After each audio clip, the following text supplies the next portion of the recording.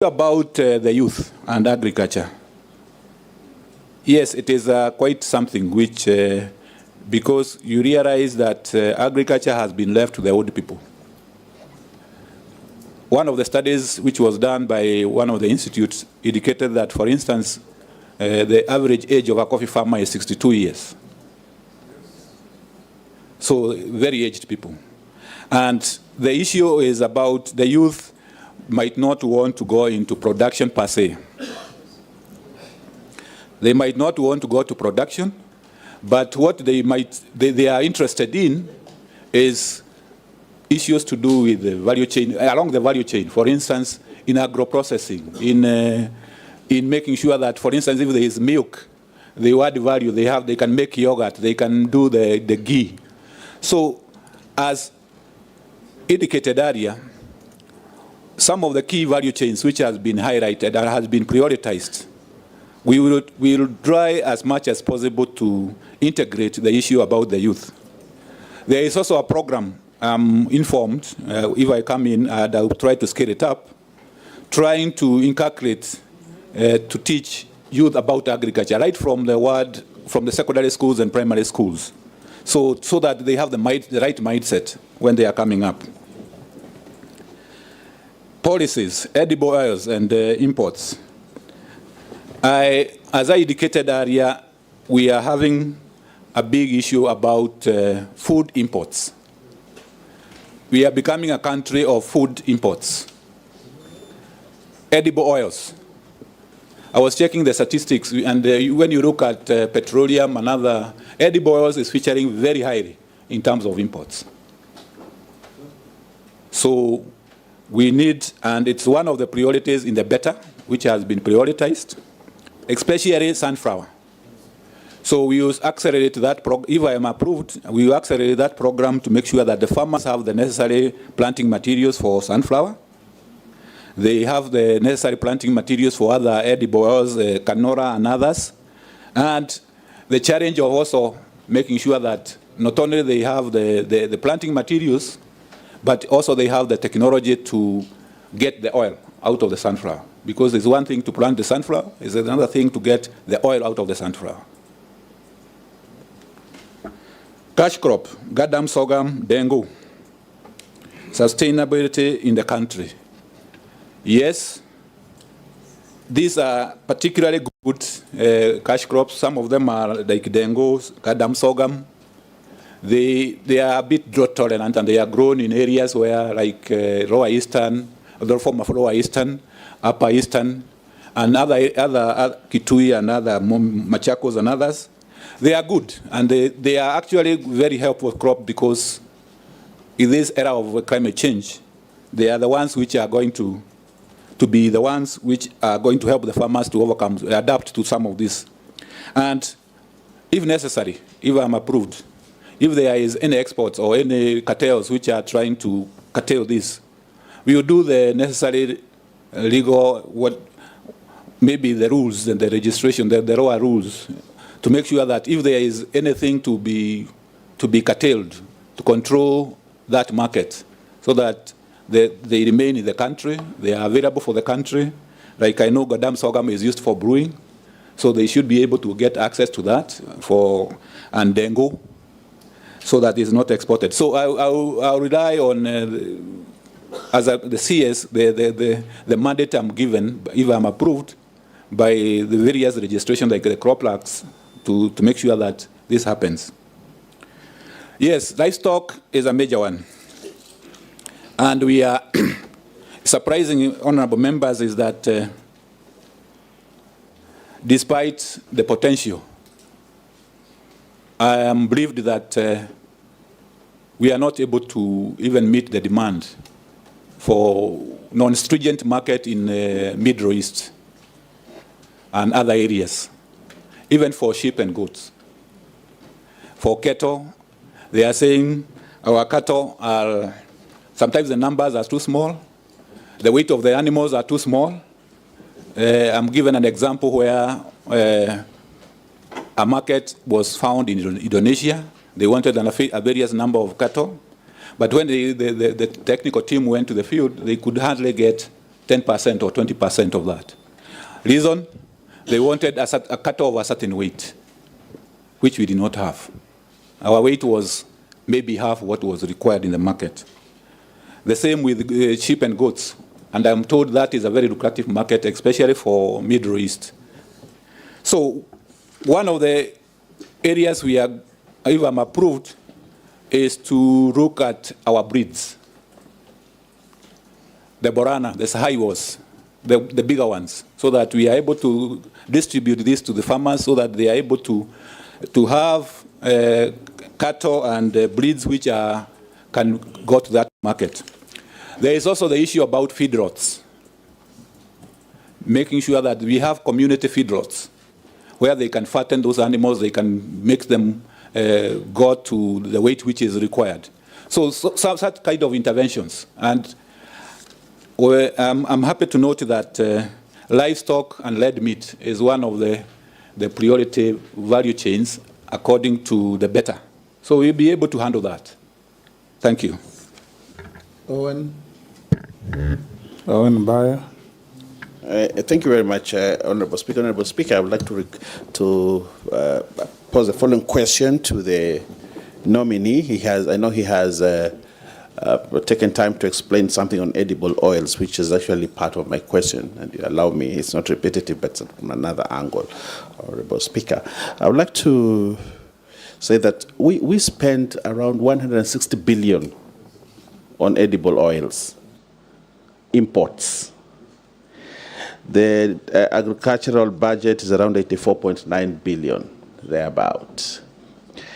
And a lot of money is actually used there.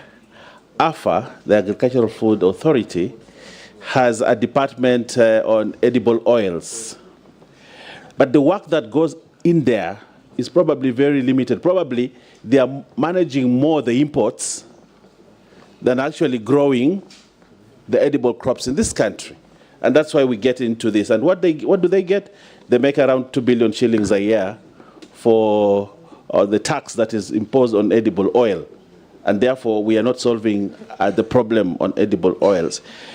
In the past, the nominee, crops such as coconut, cashew nuts, groundnuts, crops which are very passionate about because the region I come from actually grows these issues. But they have been neglected completely, such that coconut and cashew nuts are crops that are continuing to decline. We have old boughs, we have the old tall coconut trees, and the productivity is shrinking every day. And yet we continue to import. We have the solution. The coast of Kenya and part of the eastern part can grow this macadamia and simsim, sunflower, all those crops. And it made the people of the coast very rich, and the country got enough revenue. But they've been on the decline. And yet AFA, the department, the area of edible crops, is not doing much. Tell me, what kind of reforms will you bring to reduce the imports on edible oil, both legislative and policy, and also increase the production of cashew nuts and coconuts so that we can cut down on the budget on oil crops? Secondly, Honourable Speaker, ADC is Agricultural Development Corporation, which is supposed to help the agriculture department. And one of the things that ADC did was to have enough land set aside. I had the question on now we are moving to settlement, and but ADC has swathes of land. But what has happened for many years, there has not been any protection on this. They've been divided, they've been given out. I know even the ADC in Malindi, they have a huge farm in Malindi, but now they're actually renting their own farm because people grabbed it. Now the land they own, they are actually paying rent on. In terms of policy and legislation, what are you going to do to protect ADC and actually spur the productivity of ADC to ensure that as a country we still anchor ourselves in agriculture, and from agriculture to manufacturing and to jobs? I thank you. Robert. Thank you, Mr. Speaker. The nominee has come out as very brave because there's one answer he gave. I was very impressed when you said that you're willing to even advise in correcting the mess in state departments in the ministry. When you said that you feel that irrigation is misplaced and you will fight for it. That means you're a brave man. Now, I want to just point out two things. One which was raised by Honorable Naisula on the issue of Botswana, which actually exports 95% of its beef products to countries like Norway and the United Arab Emirates. And what she said is what I want to confirm, that actually they have a Botswana Meat Commission, which was borrowed heavily and, fashioned after Kenya Meat Commission. But years later, while theirs is thriving, Kenya's KMC is actually now in the hands of the military. So I don't know, what would you do? Because as a brave person, you must be able to make very serious and tough decisions to bring back that livestock sector to what it should be. Now, secondly, the other issue is the issue of corruption in the ministry. From NCPB and those state departments within the ministry, there's a lot of there's rampant corruption. In fact, I will tell you that at one time, just recently, Kenyans were treated to a circus of the sale of funny product in the name of fertilizer, and the parliament was actually seized of the matter and tried to handle it. Now, there's a gentleman who was my neighbor. This is a real story. And he had a piece of land, 5 acres. He was actually selling it. We were trying to get a buyer for him. Then he got appointed to the Kenya Sugar Board. Within a few months, he now started buying off all the neighbors and stopped selling his land. There is a lot of money that gets lost in our state departments, especially the agricultural one. Now, I've seen that you are worth 214 million. You are going into this sector. All those cartels are there, and they are willing to make you a billionaire with the next 3 years. Are you going to be able to resist, Bwana Nominee? Thank you, Chair. Yes, Dr. Karanje. Yeah, thank you, Mr. Speaker. Will they make you a billionaire or you are a billionaire already? Thank you, Mr. Speaker. Thank you, Honorable Owen Bayer, for your question about this issue about edible oils. Yes, this is a classical case of we need to do import substitution. We cannot continue spending our good money importing things we can do in this country. As I indicated earlier, the edible oils is one of the key priorities in BETA, and if approved, I have no other alternative but to work day and night to make sure that we reduce the import bill, especially on edible oils, be it on sunflower, coconut, and cashew nuts. I know especially in the coastal zone, these are very good crops, which has been there, naturally growing there. What may be needed is to review the value chains. Their value chains, make sure that farmers are getting the necessary technologies and inputs, and also the machinery and technology to get the oil and others. Because edible oils also has another offshoot. Because, for instance, if you do sunflower, you do canola, when you squeeze the oil, what remains is what is used in animal feeds. And this is what we are importing. So it has it will help us in those areas that we get the oil, and also we support, especially our animal feeds industry. So it is quite a good industry where we need to work on. And if approved, I work day and night, I can assure you, to make sure that we reduce this import bill. It has been there. I know even in Western Kenya there is also the issue about palm oil, which is coming up, where we can get the varieties to plant there. So it's something which is an open potential. Mr. Chairman. Yes, Maybe just a quick supplementary, because I hear what the nominee is saying, especially in terms of edible oils and the value chain around the production and growth and production of edible oils. And I'm just wondering, because the nominee lives in this country, and he knows what has happened to the finance bill of this year. part of the proposals that were in the finance bill sought to do exactly what you are saying, to protect the local industry in terms of local farmers who are growing sunflower, canola, and the other inputs for edible oils. And we sought to increase excise and import duty on imported edible oils so that we protect these local farmers and grow our own local industry for the production of edible oils to do exactly what you are saying. Now, my question is, considering that Kenyans have told us they do not want us to increase import duty or excise duty on imported products, what other measures would you take or what non-tariff interventions would you have to ensure that we protect these local farmers, grow our own local industries, and at the same time do what Kenyans are asking us not to increase access on the imported products? Or when you speak about import substitution, my understanding of import substitution, and I'm certain being a development economist, you know import substitution will mean that we produce locally. Are there innovative ways that you would work on, or would you now try to convince Kenyans that import substitution will entail levying some taxes on imported finished products to protect our local industries and create jobs for our young people in this country? As you said, our young people are interested in jobs around the value addition in agriculture, not necessarily in production of agricultural products. But there are also many young Kenyans who are in agricultural production and a few who have interest in value addition. But what would you tell Kenyans in terms of import substitution and tax on imports?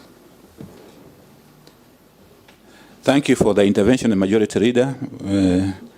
I think this is sometimes, Mr. Speaker, sir, is that there comes a time a nation has to choose what you have to do.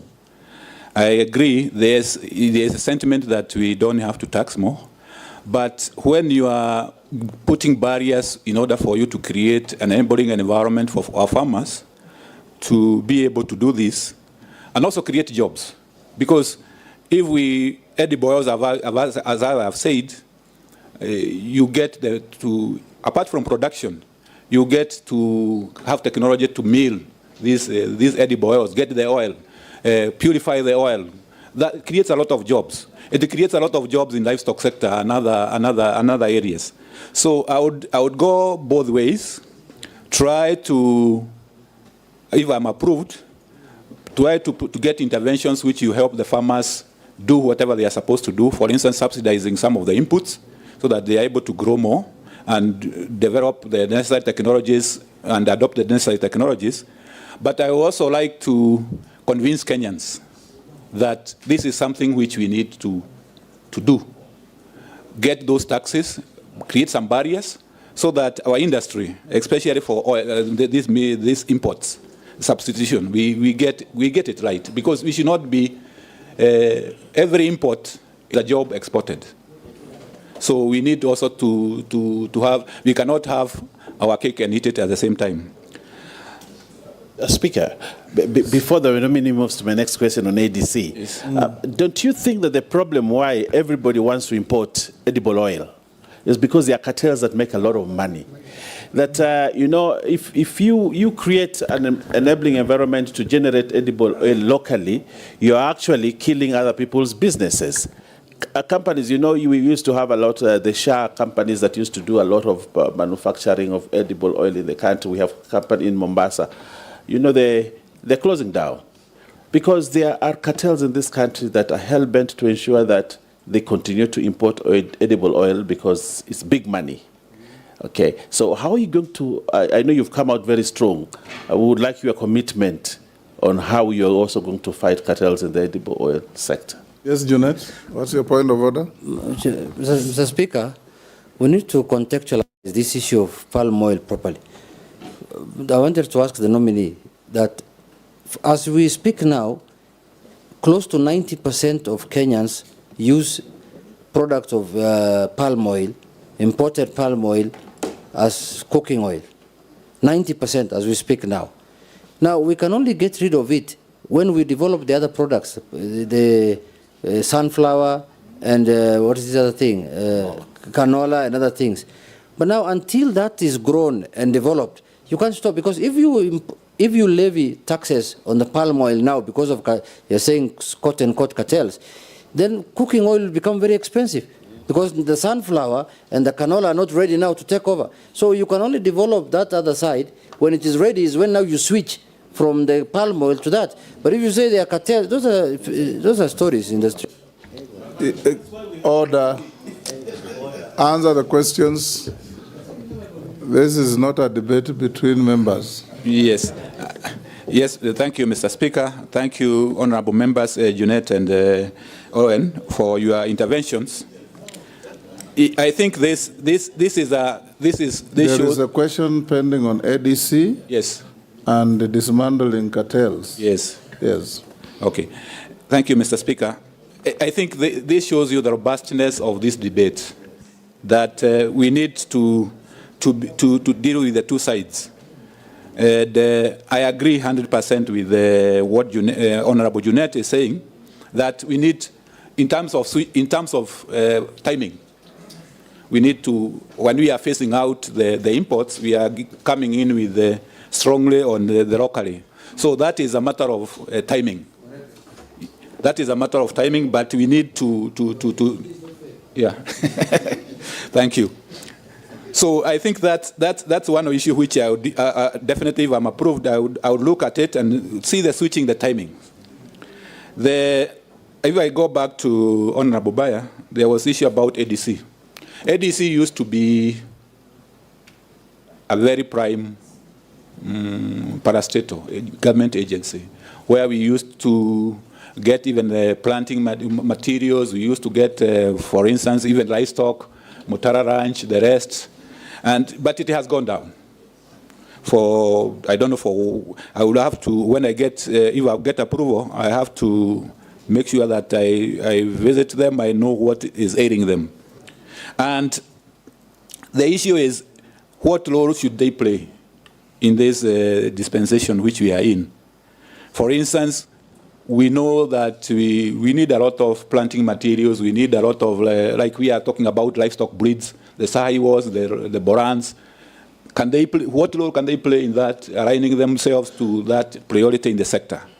So that is, when I come in, if I'm approved, is some of the areas which I would like to pursue quickly, because I'm sure they have the capacity. They need only to go through what they need to do. Honorable Baya, thank you for your question. And one of them is,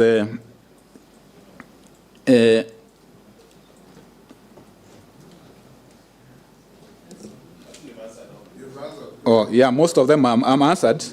Yes. Whether I can resist, whether they will be able to make me a billionaire. I come, Mr. Speaker and honorable members, I come from a point of, one of my clear areas which I am saying is non-negotiable is that is issues to do with accountability and being able to stand for what is public good. And I think that, to me, will be uncompromised. I'll pray to God that I will not vacate that principle. Yeah, because I need divine intervention. I know it's not easy. You should start with your will to resist before God helps you. Yes. I'm wondering, because he's saying he's going to pray. Are you going to pray so that you are not a billionaire? Because the question was, are you going to resist those cartels? He will pray to God to give him courage to resist. Yeah, Mr. Yes, Mule. Yeah. Yes. Thank you very much, Mr. Speaker. Dr. Karanja, I have no doubt in my mind you know exactly what entails in the entire agriculture and livestock sector.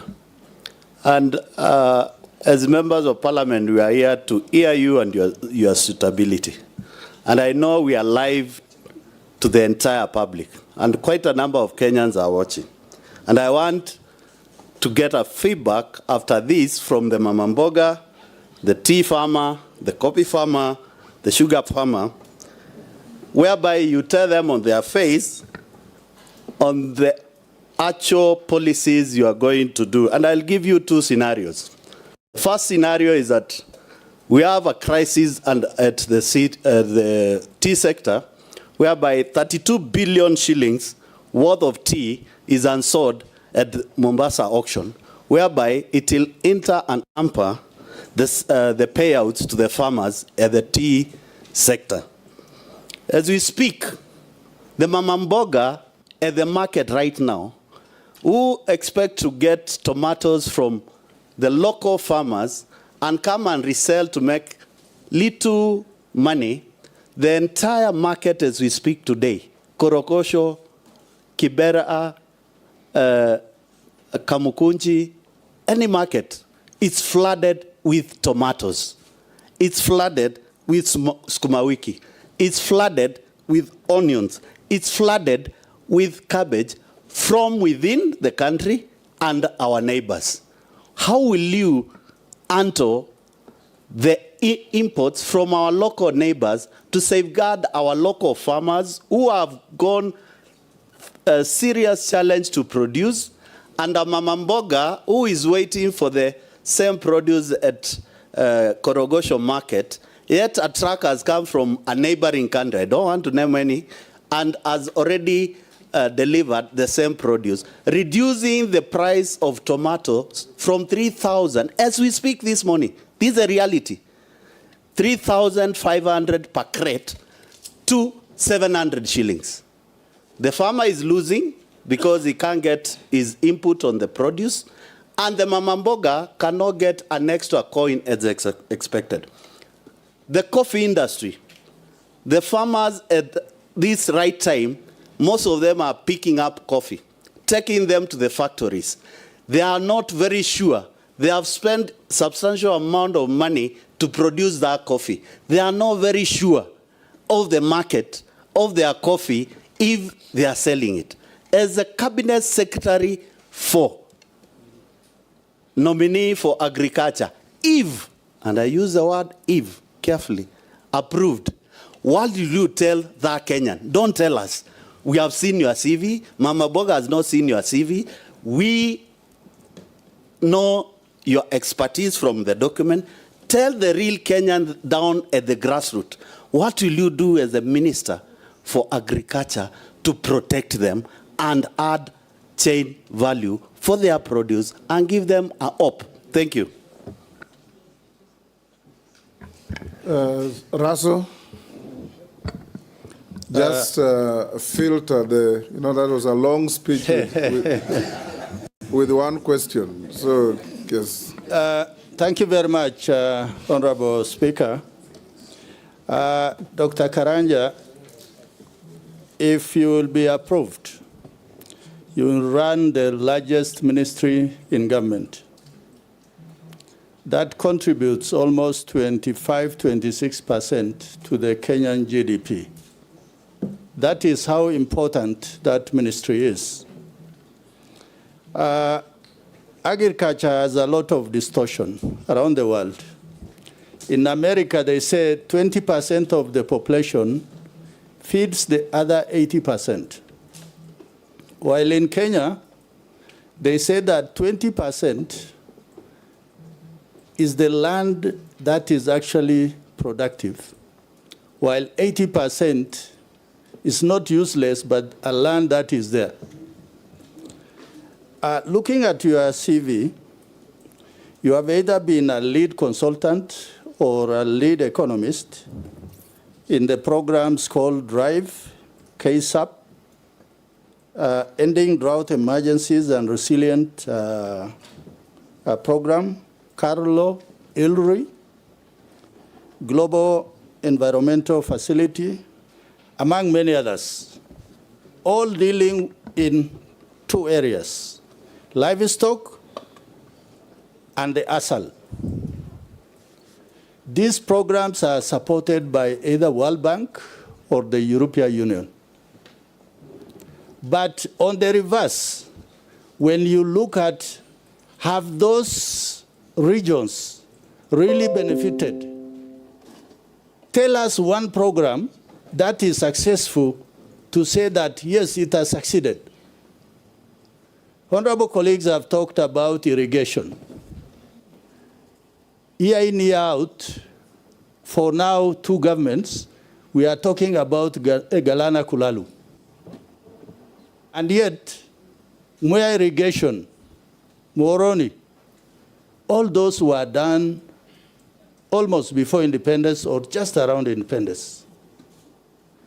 My question to you, 1, is Kenya really throwing away good money by engaging with World Bank and European Union, where when they give us 10 shillings, we are told you only give 3 shillings, because that is a matching fund, that we're actually throwing away good money, yet it can do other things. Secondly, the issue of livestock. For those of us who come from the pastoralist communities, it is our main economy. But the problem in agriculture, even you, as you try to explain, you kept on talking about dairy. But the cattle that we keep, or the camels, they're actually not dairy, it's beef. And for beef production, if you don't talk about breeding, traceability, disease control, then there is no market. Those from outside will never buy from you. That is why they will tell you that if a heifer is not 350 kilograms, then they cannot buy. So for that reason, my second question is, if you are confirmed, just tell us what is it that you can do in livestock. Because livestock, in 25% of agriculture, livestock actually contributes almost 9%. And that is not a mean figure. Finally, when you were nominated, there were people who said, that one is ours. We live in Kenya where there are 42 different communities, many nationalities, but one nation. Are you going to serve all Kenyans, irrespective of where they come from? Thank you, Honorable Speaker.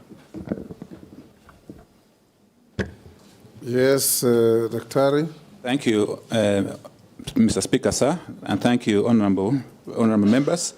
Honorable Mure, the issue about the crisis in the sector.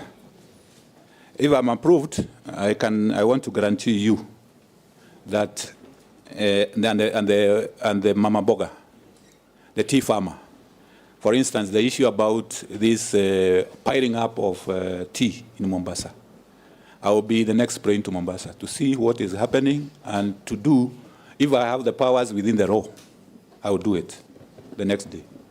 Because there is no need of having tea piling up when farmers are expecting the tea to be sold. So I can guarantee that if I'm approved, some of these crises needs only to be handled. You go there and handle them as they, because it doesn't make any economic sense for you to have tea, which is piling up 32 billion. Farmers are expecting money. So that will be handled. Tomatoes, flooding from the East African community.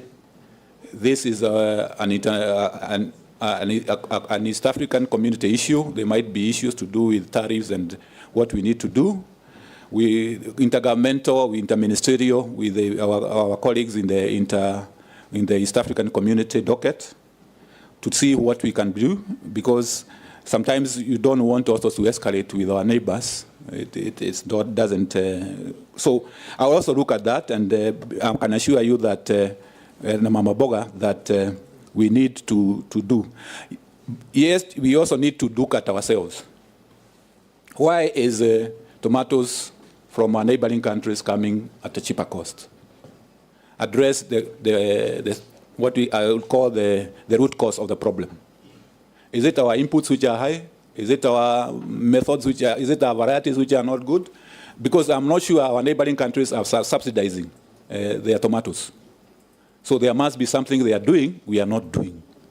And we need to look at that and address it so that in a sustainable way, because even if we put the barriers and then we are producing at 3,000 or 2,000, and they are producing at 2,000, always the market will always shift towards them. So we need also to look at that. Coffee industry. I will also look at the coffee farmer and tell them, we will finalize whatever reform. If I am approved, it's one of the areas which I have a comparative advantage, having worked in the coffee industry for long, and I know what is required to be done. The reforms which are remaining should be done so that the coffee farmer enjoys the whatever is supposed to be enjoyed. Then, Honorable Lasso, on the issue about interventions by our development partners and what they have been able to do. Yes, our development partners are important. On the brief which I got is that the sector, the Ministry of Agriculture and Livestock Development has a portfolio of almost 150 billion in terms of these projects.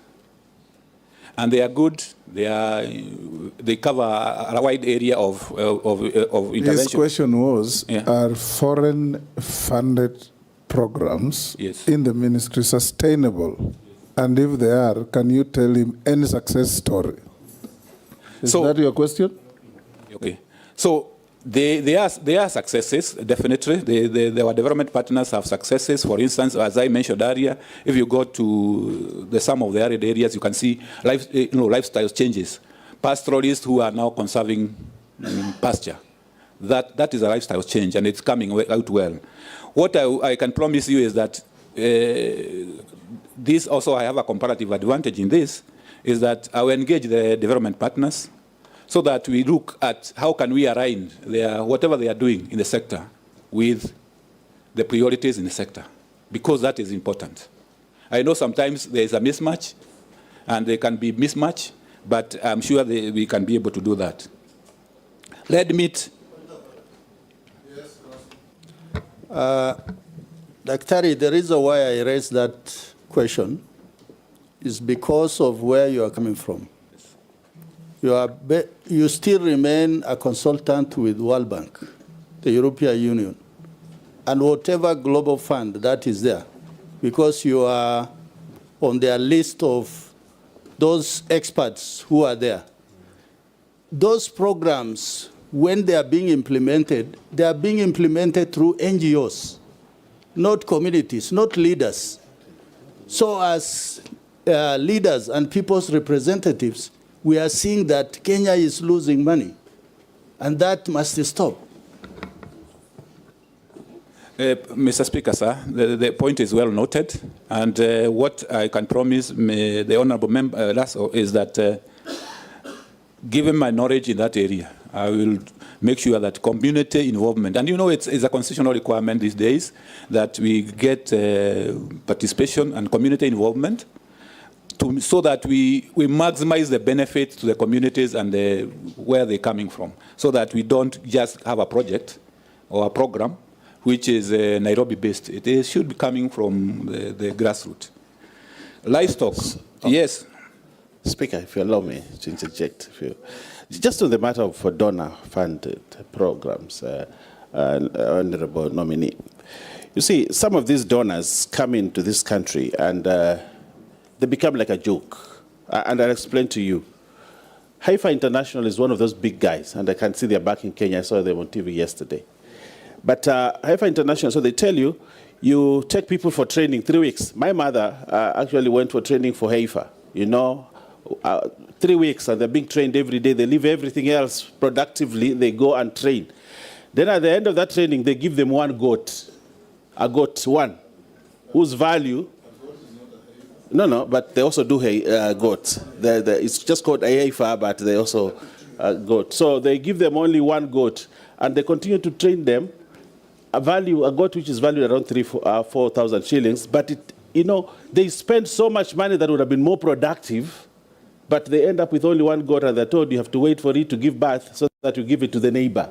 Then if that one gives birth, then it gives it to the neighbor, and they think that it's creating wealth. We need to stop to be a subsistent country. You only want people to subsist through donor funding instead of growing wealth. I don't know how you're going to bring this concept that we need to grow wealth in agriculture instead of agriculture for subsistence. Thank you. Point of order, Mr. Speaker.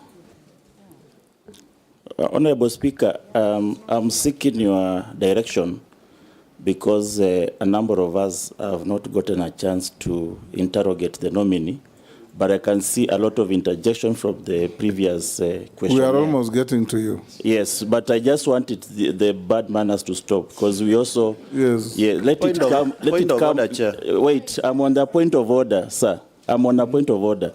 Let it become at the tail end after everybody has had an opportunity. But a correction, an intervention is not bad manners. Can you withdraw that? Unparliamentary. Withdraw and apologize. Yes. Yes, those who have had a go, resist the temptation to intervene so that others can also have an opportunity. Yes, Daktari? Yes, thank you. So far, so good. Yeah, so far, so good. Thank you, Mr. Speaker. I think the point made by honorable members about the donors, that's why I said we need to realign with our priorities. That's the point. If we are talking about value chains, why should we be talking about other things? So I think that is, and if I am approved, is one of the areas which we will engage our development partners so that we align with our priorities, the government priorities and community priorities, so that we move forward. Livestock, beef. Honorable Raso talked about livestock and red meat. Yes, these are very important. If I have created the impression that it is not, that I have not taken care of it, it is not intentional. Because red meat is actually one of the priority areas.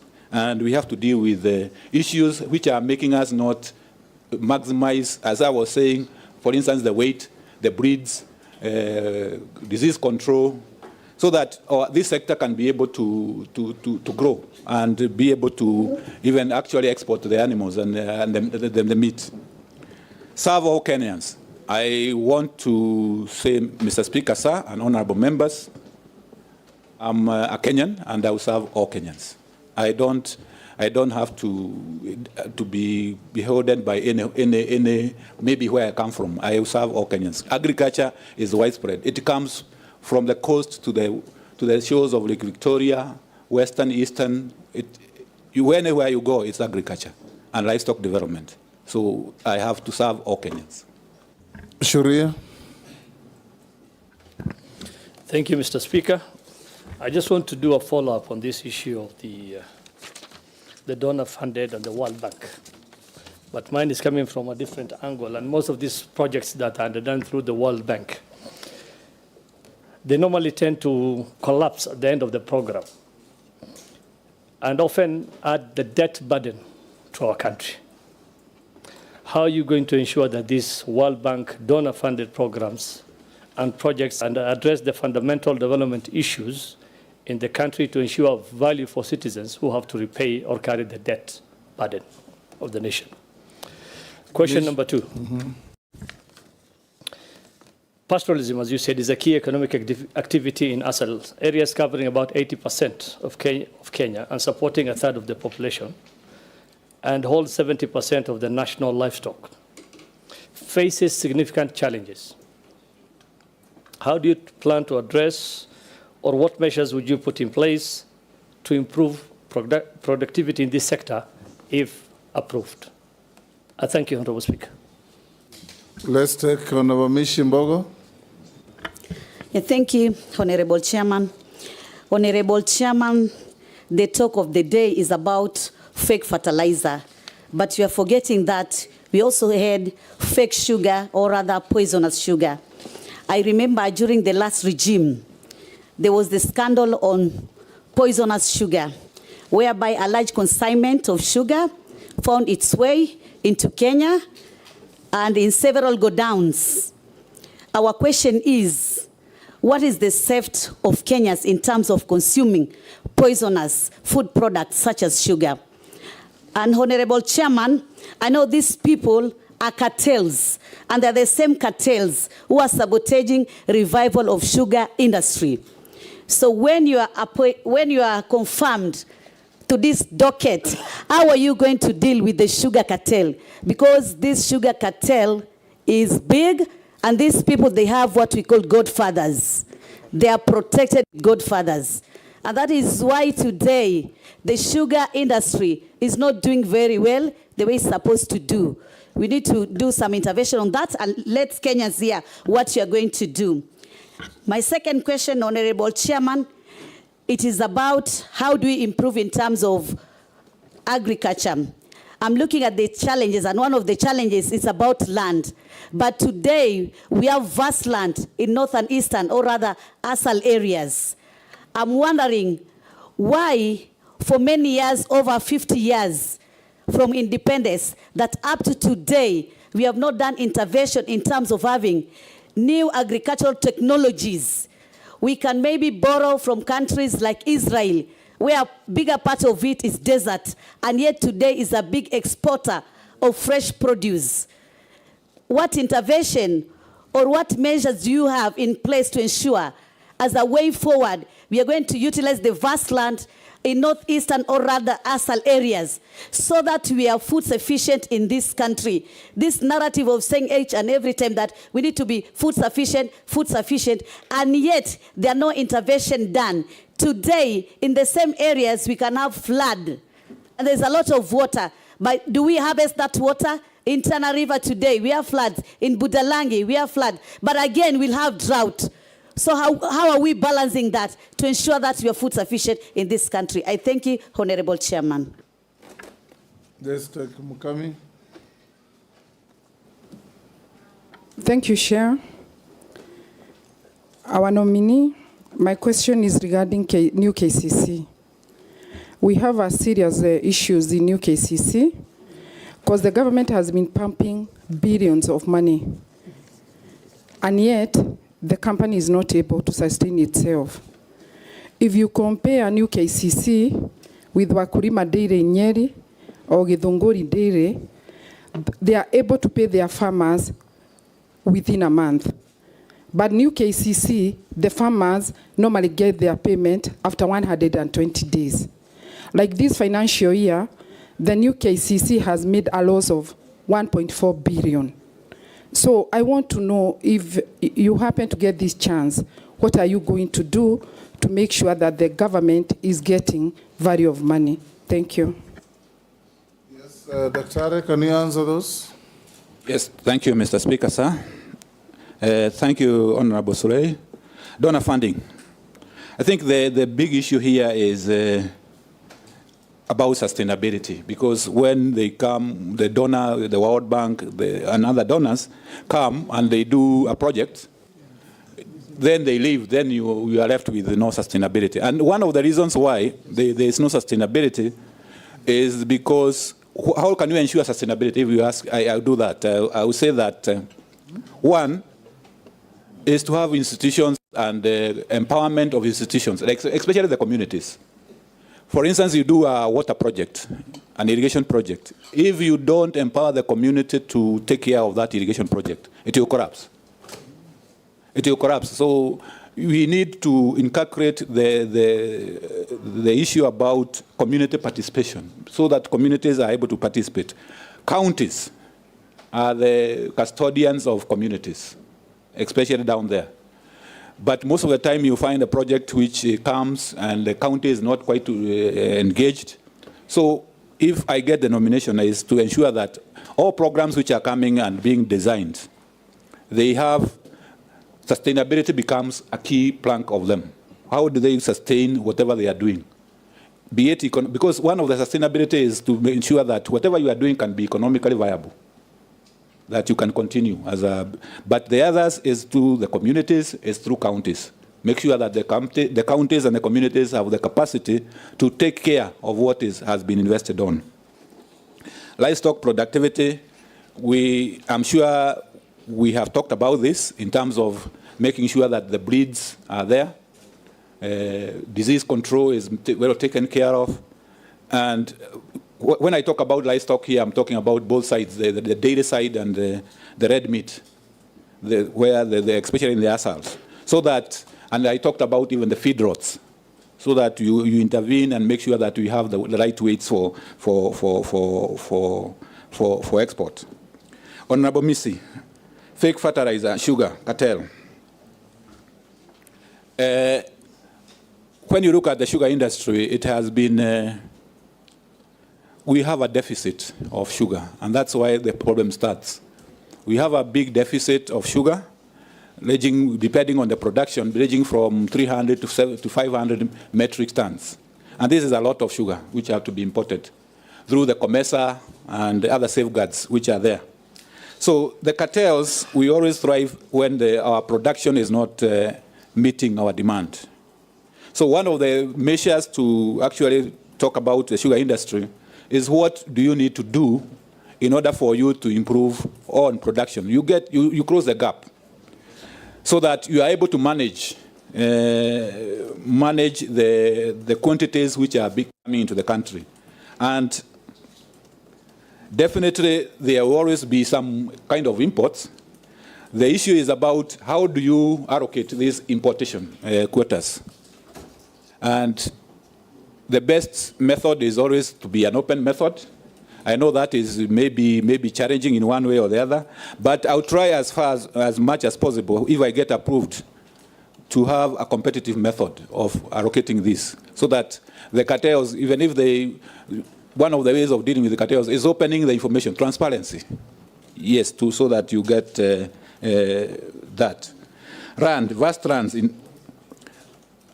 yes, it is there, especially in assals. 70%, almost 70% of our land is in assals. Vast land. It is used. Some of it is used in livestock and other engagements.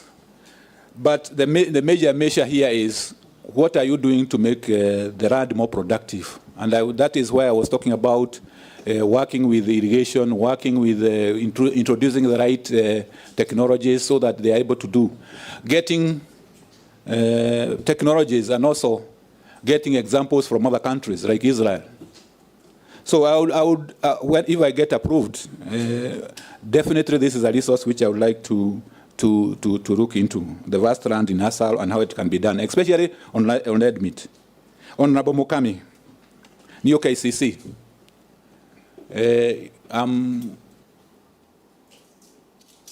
New KCC happened to be in cooperatives because these are cooperative, and what I can say, it affects agriculture because the farmers are dairy farmers. But the management of KCC is a cooperative. So what I can say is that I engage, and very severely on that, with my counterpart in cooperatives to look at ways of making sure those issues, management issues, are sorted out, especially farmer payments, because you cannot have payments which are delayed for 6 months, while others are getting, like Wakulima and Kidongoli and others are paying on time. So this is one of the interministerial collaboration which I have to seek if I get approved.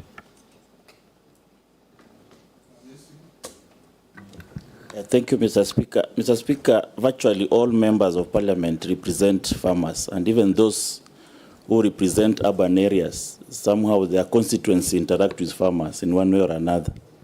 And Mr. Speaker, I want to give you, because I come from a constituency that is taught as the bread basket of the Republic, though there's no bread in the basket, but it's the most highly agricultural constituencies and arable land. And I'll give you a story, when a nominee. I have one of the large-scale farmers, the few are left because of land fragmentation that has taken place, but the few who are left in Kitale. I interacted with a farmer who did maize for a long time. He left, started doing sugarcane. He left, started doing sunflower. He left and went to avocado. Now I asked him, can I start supplying mushroom? Because that's where you are going next. He said, no. I want you to help me do gated communities. Gated communities in a rural area. It's basically people are running away from agriculture. And Mr. Speaker, this is a topic that is so dear because it is directly to the lives of the people. There are success stories across the world. Brazil has done very well in value addition. India, Indonesia, this product called Indomie that is all over the country. Indomie is an Indonesian product, and it's from agricultural products. Do you have a success story that you are going to use to revitalize this ministry? Because it cannot just be stories around. Can you say, this has happened here, and this is how I want to interlink with our country? And then lastly, Speaker, and I hate to repeat, but allow me to repeat on this issue of cartels, because where cartels in agriculture has been misunderstood to mean that there are people you walk in the Ministry of Agriculture and they start firing them. No, it is a convoluted system. In fact, you may find the cartels in agriculture, they're not even Kenyans. There are billionaires of this world. Now, if you just say, I'm walking in to fight cartels, to me, Mr. Speaker, looks like a movie. It's not an adequate enough to convince Kenyans that anything is going to happen. I'll give you an example of our collapsed sugarcane. It is full cartelism. If we sit here and ask you that if after 100 days of you being in office, are we going to see smoke bellowing out of Mumia sugar, out of Zoya sugar? Can you promise now? And we'll be here to interrogate. Thank you, Speaker. Daktari. Thank you, Honorable Hamisi. Thank you, Mr. Speaker, sir. Yes, the success stories, we need not to reinvent the wheel. We need to see which countries, agricultural countries has successes. And it's good that Honorable Hamisi have pointed out some of the success stories like Brazil. For instance, the sugar we are talking about. Brazil is very successful in sugar. We talk about dairy. India is very successful in dairy. So we need to learn from no inventing the wheel. And as a principle, if I'm approved, is to say that I'll promote that as a principle, that let's learn from the best. Let's learn from the best. Cartels. This is a major issue, yes. But when you look at cartel, you realize that where cartels thrive is where public interest is compromised.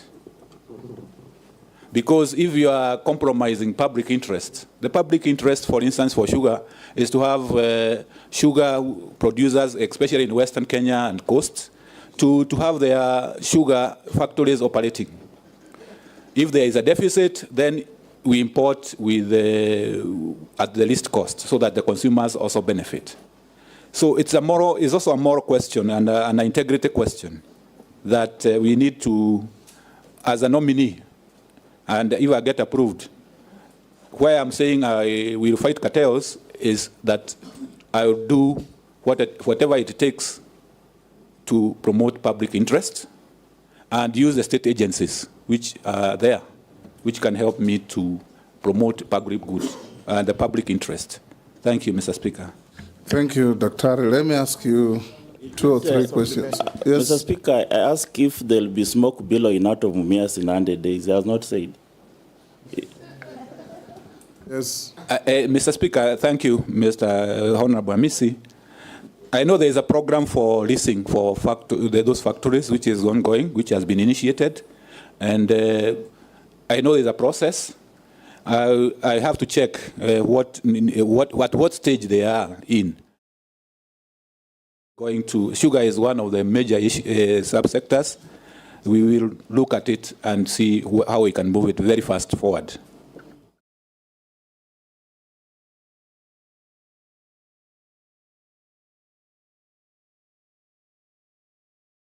They are requesting and they are asking to hear from you as a cabinet for agriculture. What plans do you have? It's just a nominee. Yes, a nominee. Yes. What plans will you have if you are nominated on perishable goods like tomatoes, sukuma wiki, cabbage, in their market at the local end tail market? Yes, Murugara. Just let's combine this. Thank you, Mr. Speaker. Let's combine this with the great people of Meru and Embu. The crop they have, the cash crop called Mira. We've not spoken about this.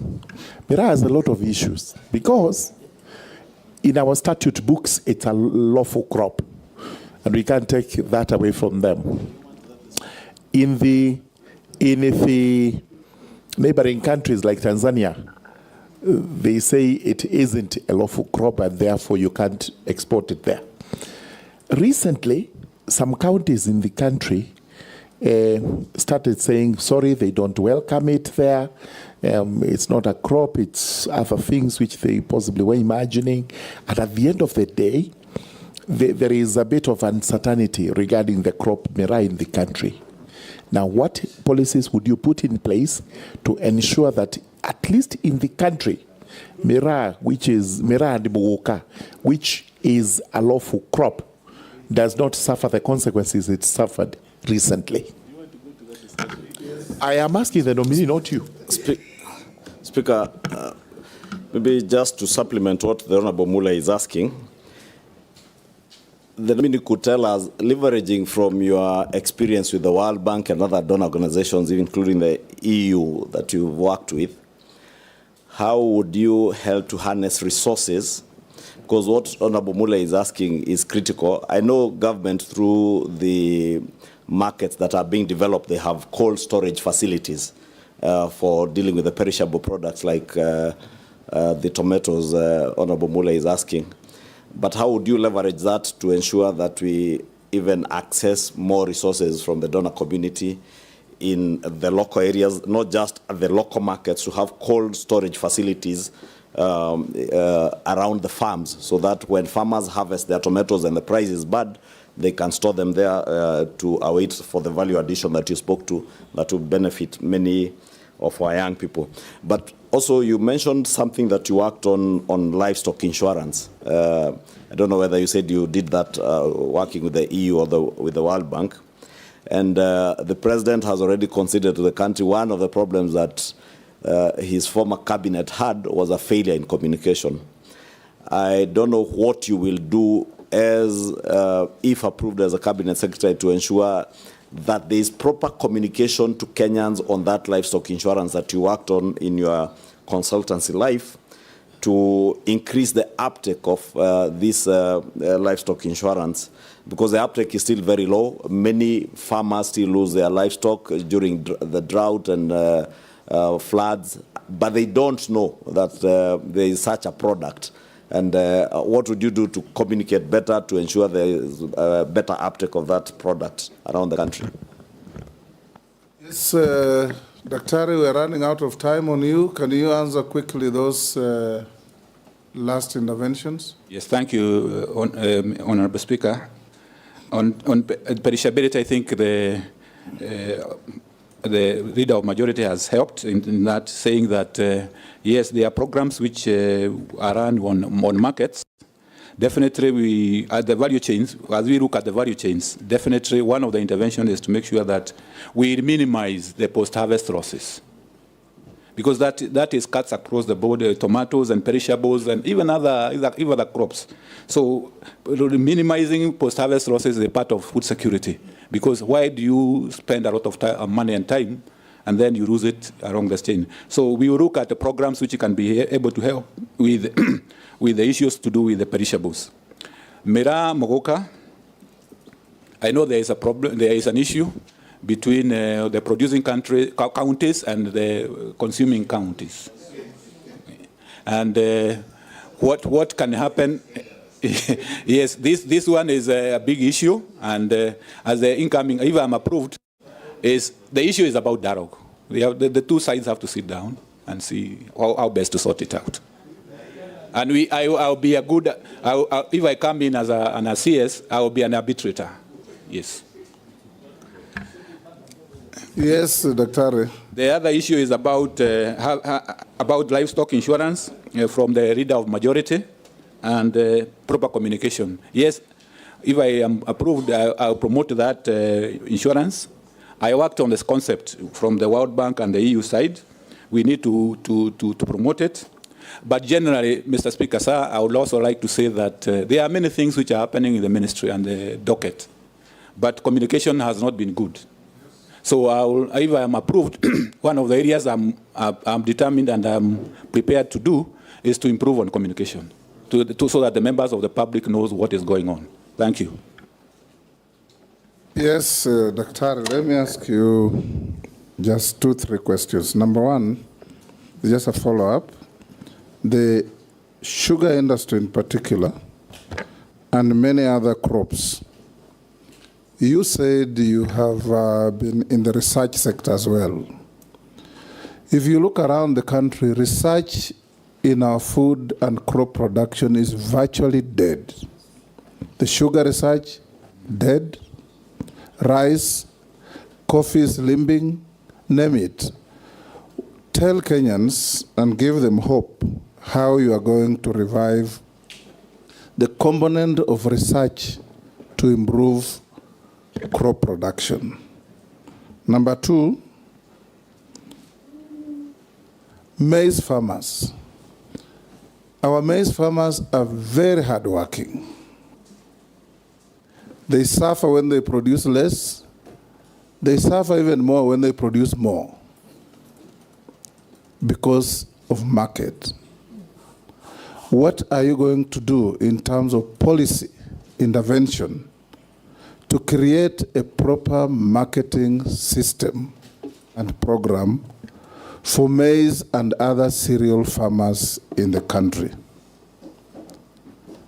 Did I hear you say you participated in the creation of AFA? Yes, Mr. Speaker.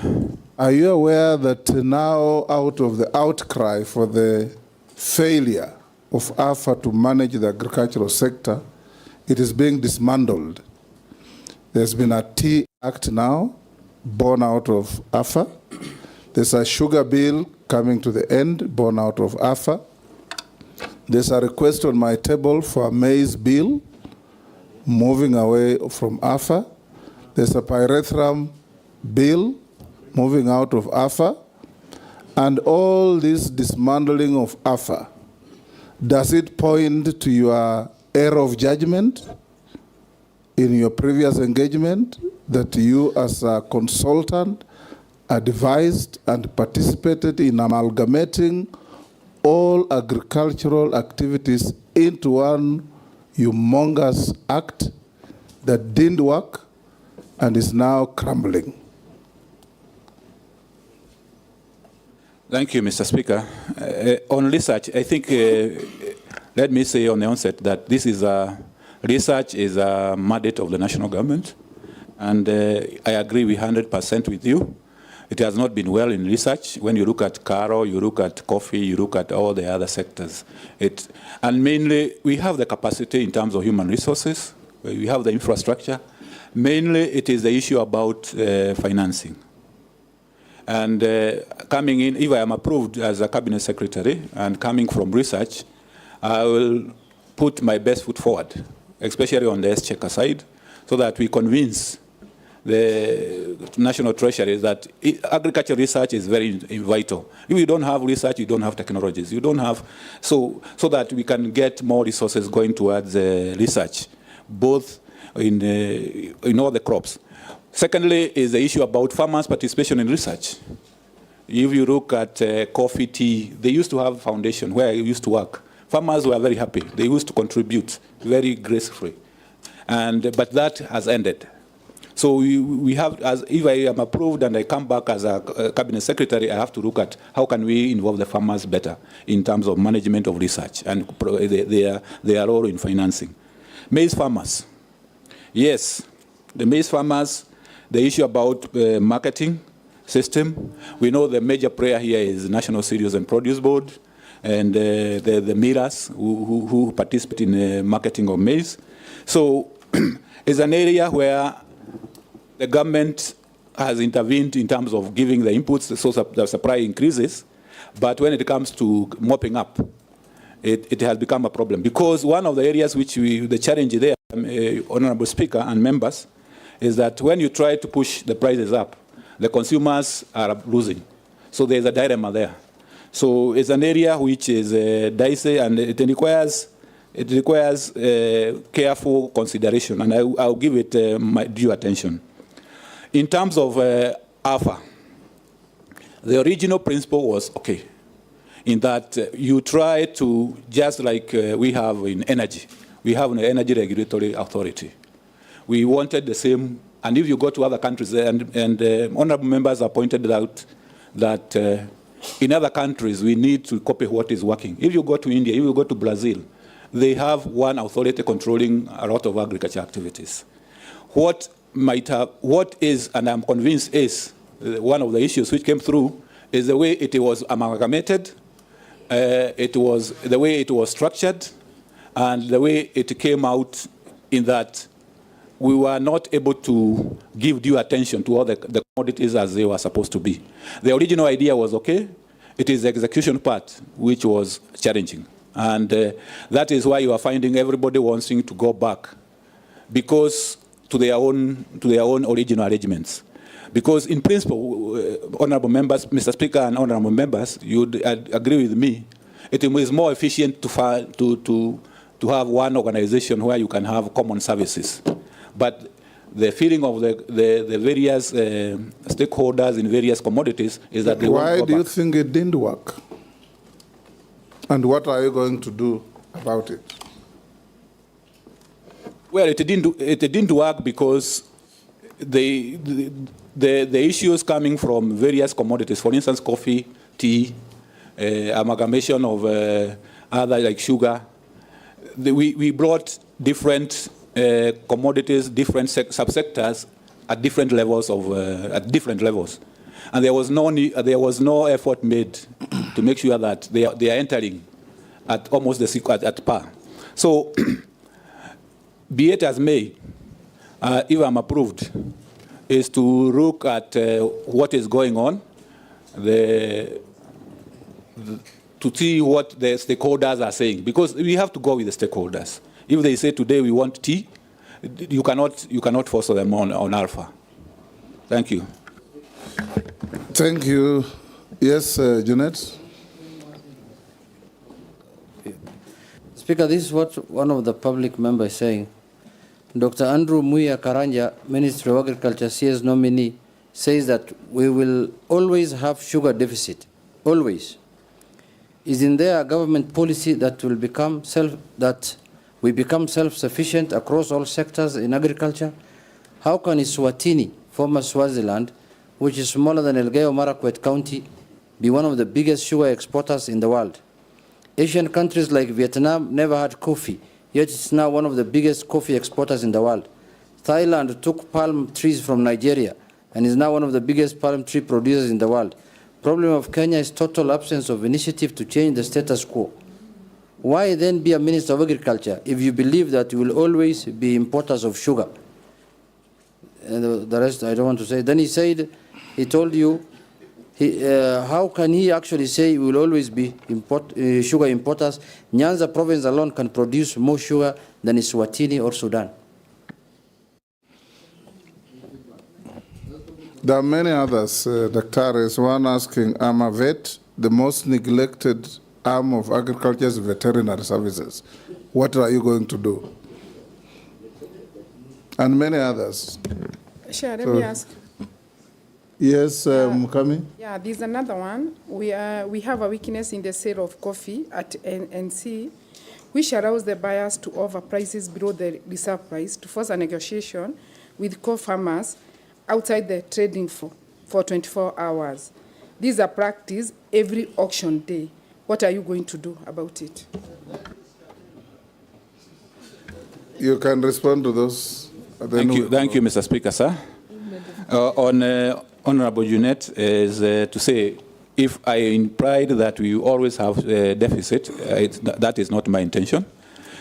I was saying maybe for now, the situation we are in now is we have a deficit. But going forward, definitely, we will put measures to improve on productivity, the reforms in the sugar sector, which are undertaken, so that we become self-sufficient. I'm sure we can be able to get self-sufficiency. So if it was construed like that, then that is not what I meant. The issue about the coffee, the cartels, and the colluding in prices. You already said you'll dismantle them. Yeah, I'll dismantle them. Yes. And improve on the veterinary. The veterinary, yes, it is. I know I was briefed that Mr. Speaker, sir, that they are registered at many legal instruments. So we are going to, if I am approved, we are going to work with them to see that because they are very critical. Veterinary service is very critical, especially on the livestock side.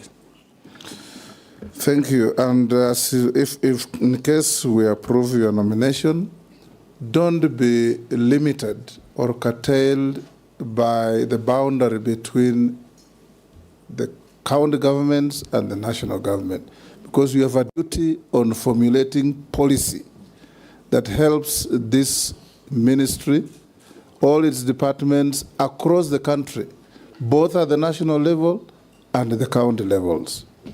I'll ask you a few minor questions, but none the less important.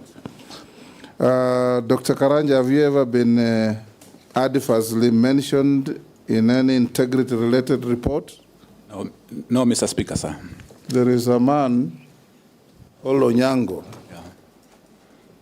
who has written saying your conduct and integrity as a nominee is not good because you have faced one or multiple allegations of unethical behavior and participation in corrupt and illegal activities. Is it true? Not he has true. provided no evidence, but that's what he says. That is not true, Mr. Speaker, sir, because yes. I have never participated in such kind of activity. Do you hold any leadership position in any political party? No, Mr. Speaker, sir. Within Kenya? No, Mr. Speaker, sir. What is your net worth? My net worth is 214 million shillings. Yes, made out of? Made up of my residence, my family residences. Mm-hmm. We have apartments. I have vehicles. We have plots and land. I have deposits in a bank account. Okay. Yesterday, we had 5 candidates. We asked them many questions, ending with this minor question on their net worth. But the media only picked the net worth and forgot everything else. We want the media to be fair to both the candidates for appointment and the committee, because we are not here to evaluate the wealth of candidates. We are evaluating their suitability to hold public office to which they are nominated. Yes. Yes. Just one thing, Honorable Chair. The last time when I was in the energy sector, KenGen came up with a policy. They wanted to start doing production of ammonia in Naivasha, which is a very big byproduct for production of fertilizer. Maybe Dr. Karanja can tell us whether, instead of, because the biggest chunk of our fertilizer is imported, and if we could be able to produce ammonia, which is a very, very big component in fertilizer production, then maybe that can go towards addressing most of the fertilizer issues. Thank you, Chair. That's good information for you, Dr. Karanja. You can go with it, and we'll now release you. Go with your original documents after having been checked with what we have in our possession and found to be correct. Have a good day. Thank you, Mr. Speaker, sir, and I would like to thank you and all the members for the good engagement. Thank you very much. Thank you. Agent, you can escort the nominee. Mr. Speaker, on that issue of declaration of wealth, you know, since our media colleagues are here before the other nominee comes in, I know it's the newspapers that largely reported on it, which is okay, because it's part of the vetting process. But, you know, if these honorable members also here declared their wealth, there are others who are worth much more than that. Like my friend here, Junet, I know if he was to declare his wealth, having been a member of parliament and a businessman of many years. Mr. Speaker, that is being malicious, Mr. Speaker, and he has been sent to finish me. Yeah, I don't know about you. My only concern is that you asked the candidates many incisive questions, and the question of their worth was at the tail end of every interview. And even the candidates gave very clear explanations, like Soipan said, her growth is because of the appreciation of the assets that she had. And I believe it applied to everybody. But what we see in the headlines is totally different. In fact, the Honorable Soipan said appreciation of land and a house she has acquired in Nairobi. And I think it's important for the public to also know all these cabinet secretaries once appointed into office, just like members of parliament, access mortgage facilities to buy a property in Nairobi if you didn't have one. Soipan has also been a member of parliament for 3 terms.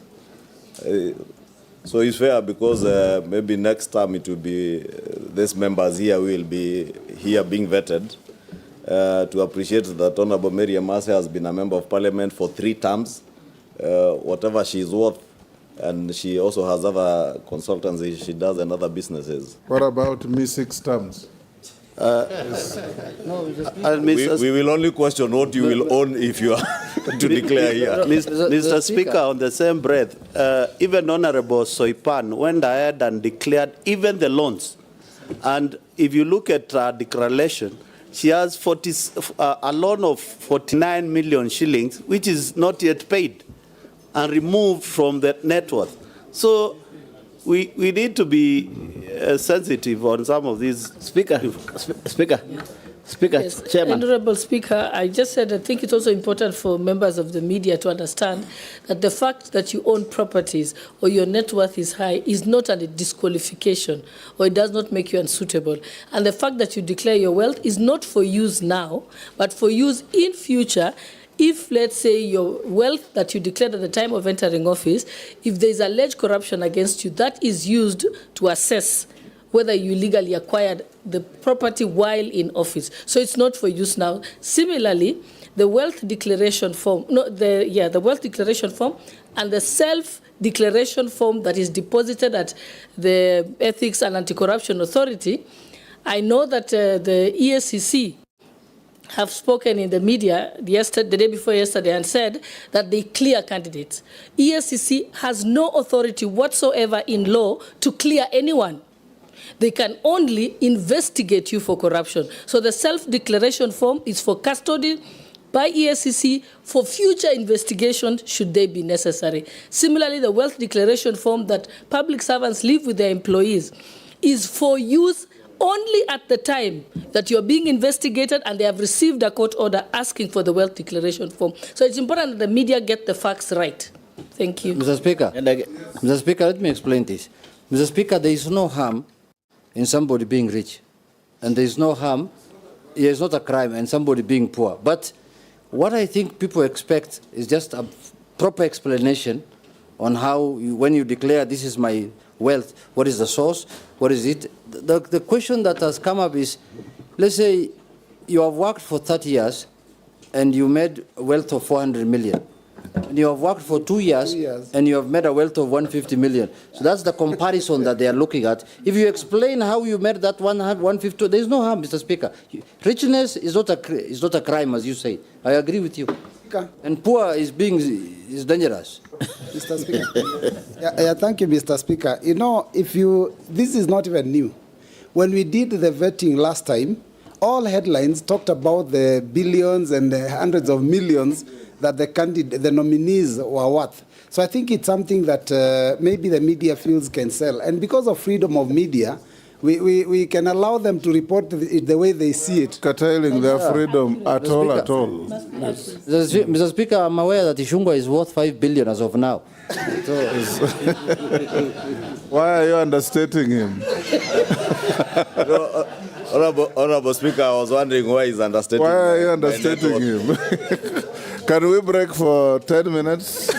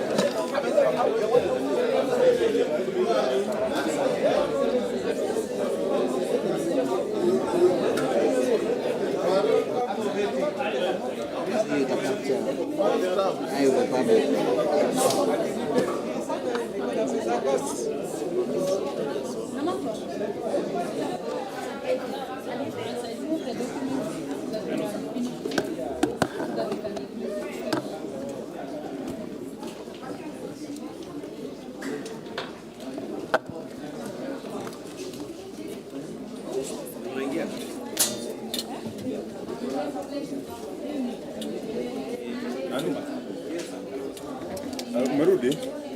Hata na mimi.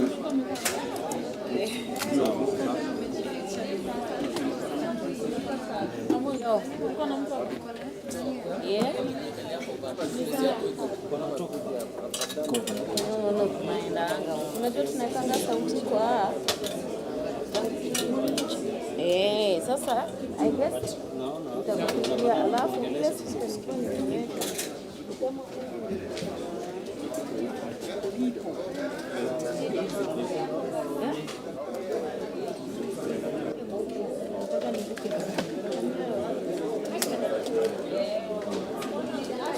nimeweka nini hebu isikize matikoto bado na watu hapa kwangu ni watu wanapita alafu unaona hii sauti ndio nimesikiza nikasikia ilikuwa inang'orota but nimejua ni kwa nini ni huo boy alikuja kumbe akatusikia ukisikiza kwanza silikuwa poa yangu tunakumbuka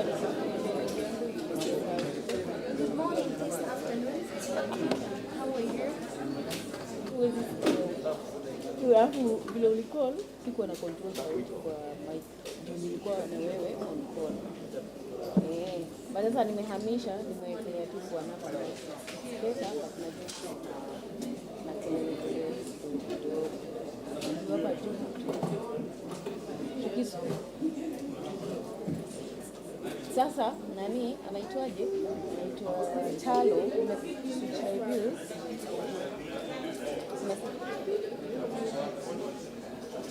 nimeswitch nani amesema tena anaitwa nani Chalo juu anasema ati vitu viko sawa tapale mambo ambayo yakienda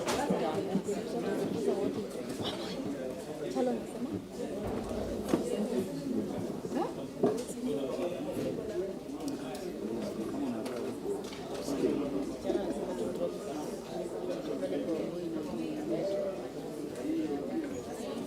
ojo wao wanaweka sufishe weke chini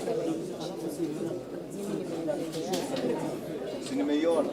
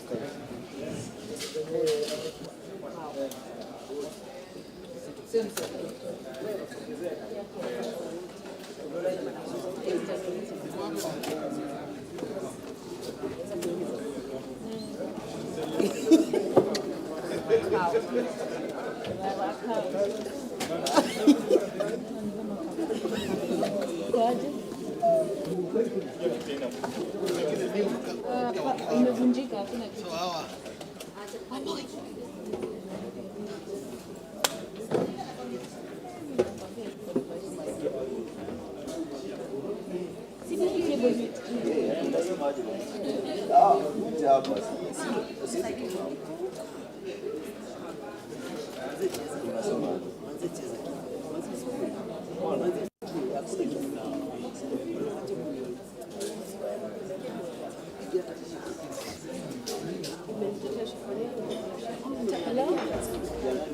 Hello? Eh?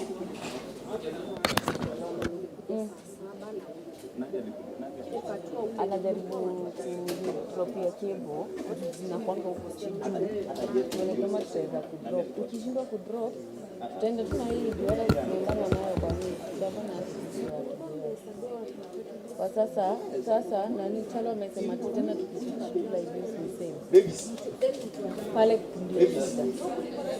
No, amekataa. Atasema ati pale mahali wako.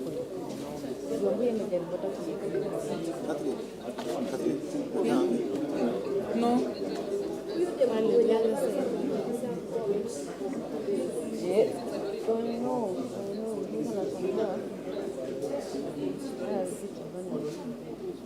You switch off. Switch like this. Iende pale kwa mbuzi anguke.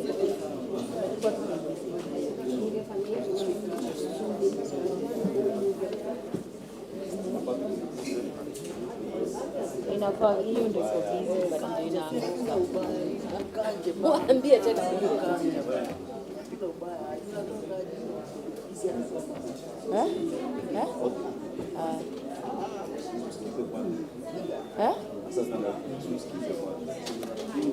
mimi sijui hata nani anasema, but mimi at least nimepata audio.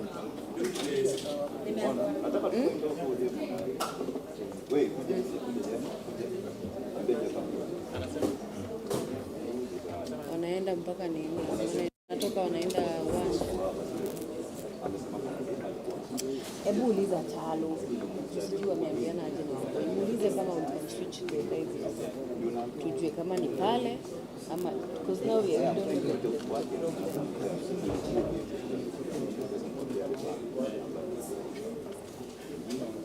Aki alikosea. Aki huyu ukaona venye amenitetesha almost mpaka you know the challenge is ni nani huo msichana mwenye anamjua Haydn. Anamjua vizuri sana. Sasa yeye alipokuwa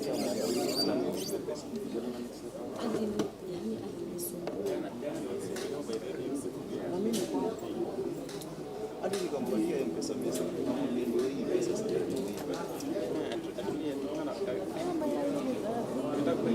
tunapoa chai ama tunapoa lunch. Lunch. Sasa kuna chai. Kabui kale kanachukua kachai kanaingia na kukaa. Aja, alikuwa shida ya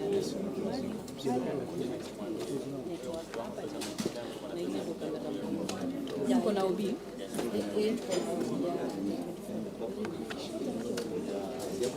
Sisi nayo tunafanyanga tunapo kuonyesha. Hiyo ilikuwa sasa anajua na like Bye my friend. Na ule mzee simwambie sasa hata kupita. Hapo. Umesemaje? Hii sauti iko poa. Hapa ndio ilikuwa iko na hamu na siko najua. hivi zote. Chukua live view. Chukua live view. Tahamisha kamera saa ngapi?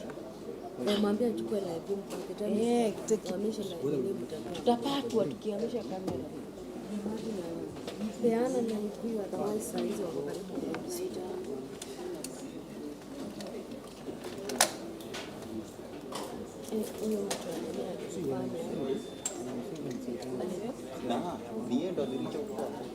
Wacha kuonyesha messages utashangaa. Alikuja akaniambia natoka na huyo aka encourage akaniambia. So ilikuwa hata na mimi naye nilikuwa nimesikia. Alafu now I understand huyu alikuwa anakimbiza sana. Sisi natumia mtoto wangu nikasema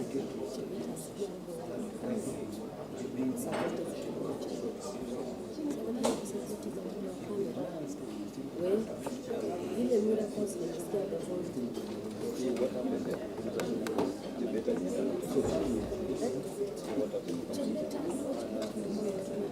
live view kitamo to switch positions si tutapatwa sasa huko anasema nani Morome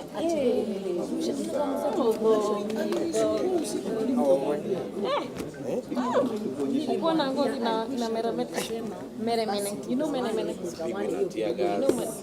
ndiko kwanza kusema ni kurusha kwa mtu mwingine anambia hapa alikuwa yeye alikuja saa ngapi alikuwa hapa asubuhi lakini why tu corona ndio tutapata wapo akipiga tu simu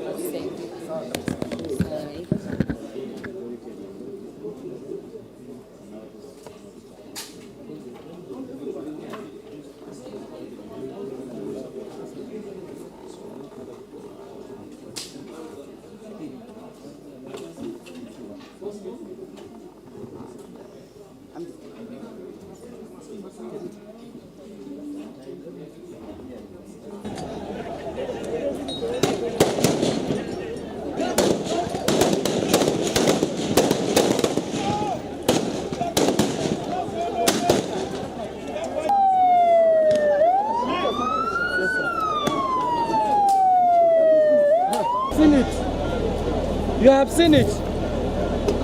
You have seen it.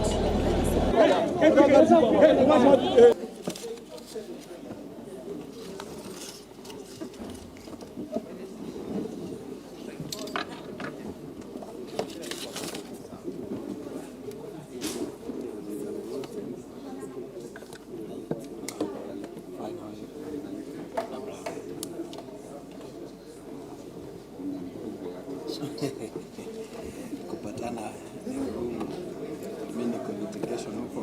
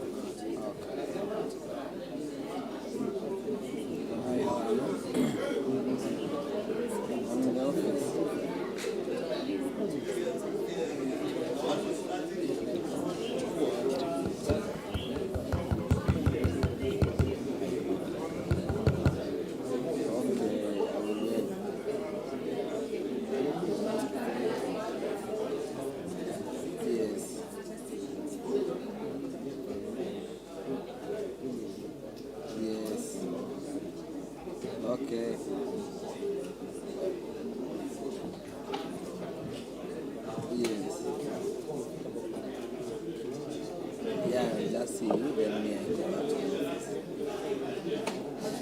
Travel safe, okay.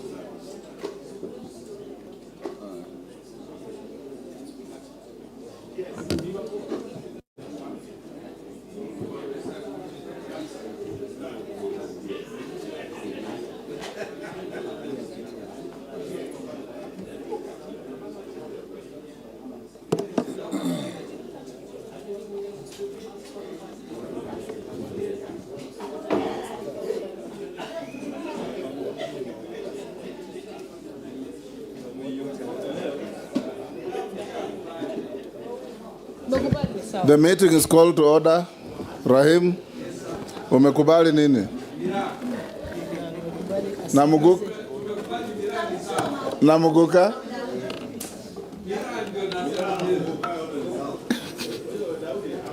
I was telling you no preamble speeches before the question. Because even the candidate gets confused. Honorable members,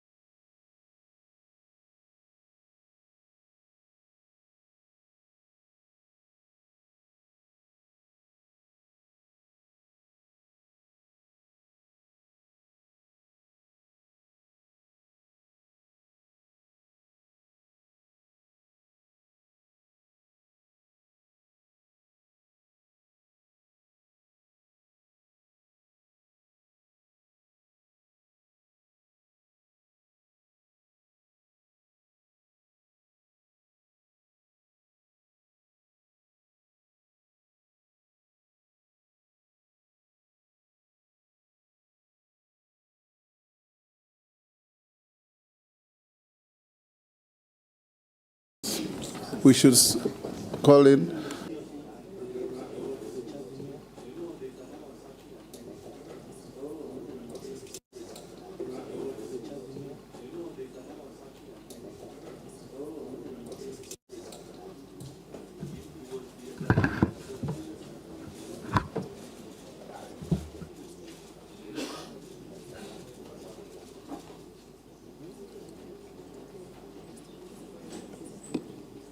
Good morning. Good morning, Mr. Speaker. You are Honorable Adan Bare Duale, EGH. Yes, Mr. Speaker. Welcome to familiar ground. Absolutely. You have the privilege of being vetted twice within 2 years, and you're welcome to this parliamentary committee on appointments. I'm the chairman, the Speaker of the National Assembly. We have the Deputy Speaker, Gladys Boss. We have Njoroge, our clerk. I'll invite all the members to introduce themselves for the record, starting with Naisula. Naisula Lesuda, MP Samburu West.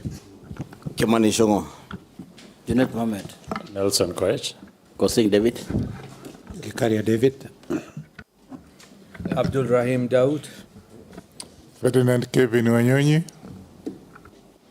George Gitonga Murugara. Owen Baya. Robert Mbui. Didoraso. Abdi Shurie. Shimboko. Dehab Mukami. Caleb Amisi Sabot. Thank you. Honorable Duale, you know you have appeared here before, so before we start, we'll take your evidence on oath. So you have a choice between the Quran, the Bible, or affirmation. You obviously is the Quran. I have only one choice. Take the Quran in your right hand, be upstanding.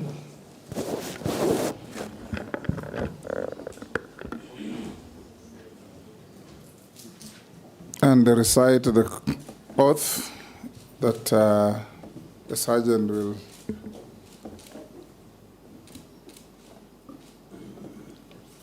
Bismillah. I, Aden Bare Duale, do swear that the evidence I shall give before this committee on the matter before on the matter under its consideration shall be the truth, the whole truth, and nothing but the truth, so help me God. Thank you. Take your seats and sign the oath.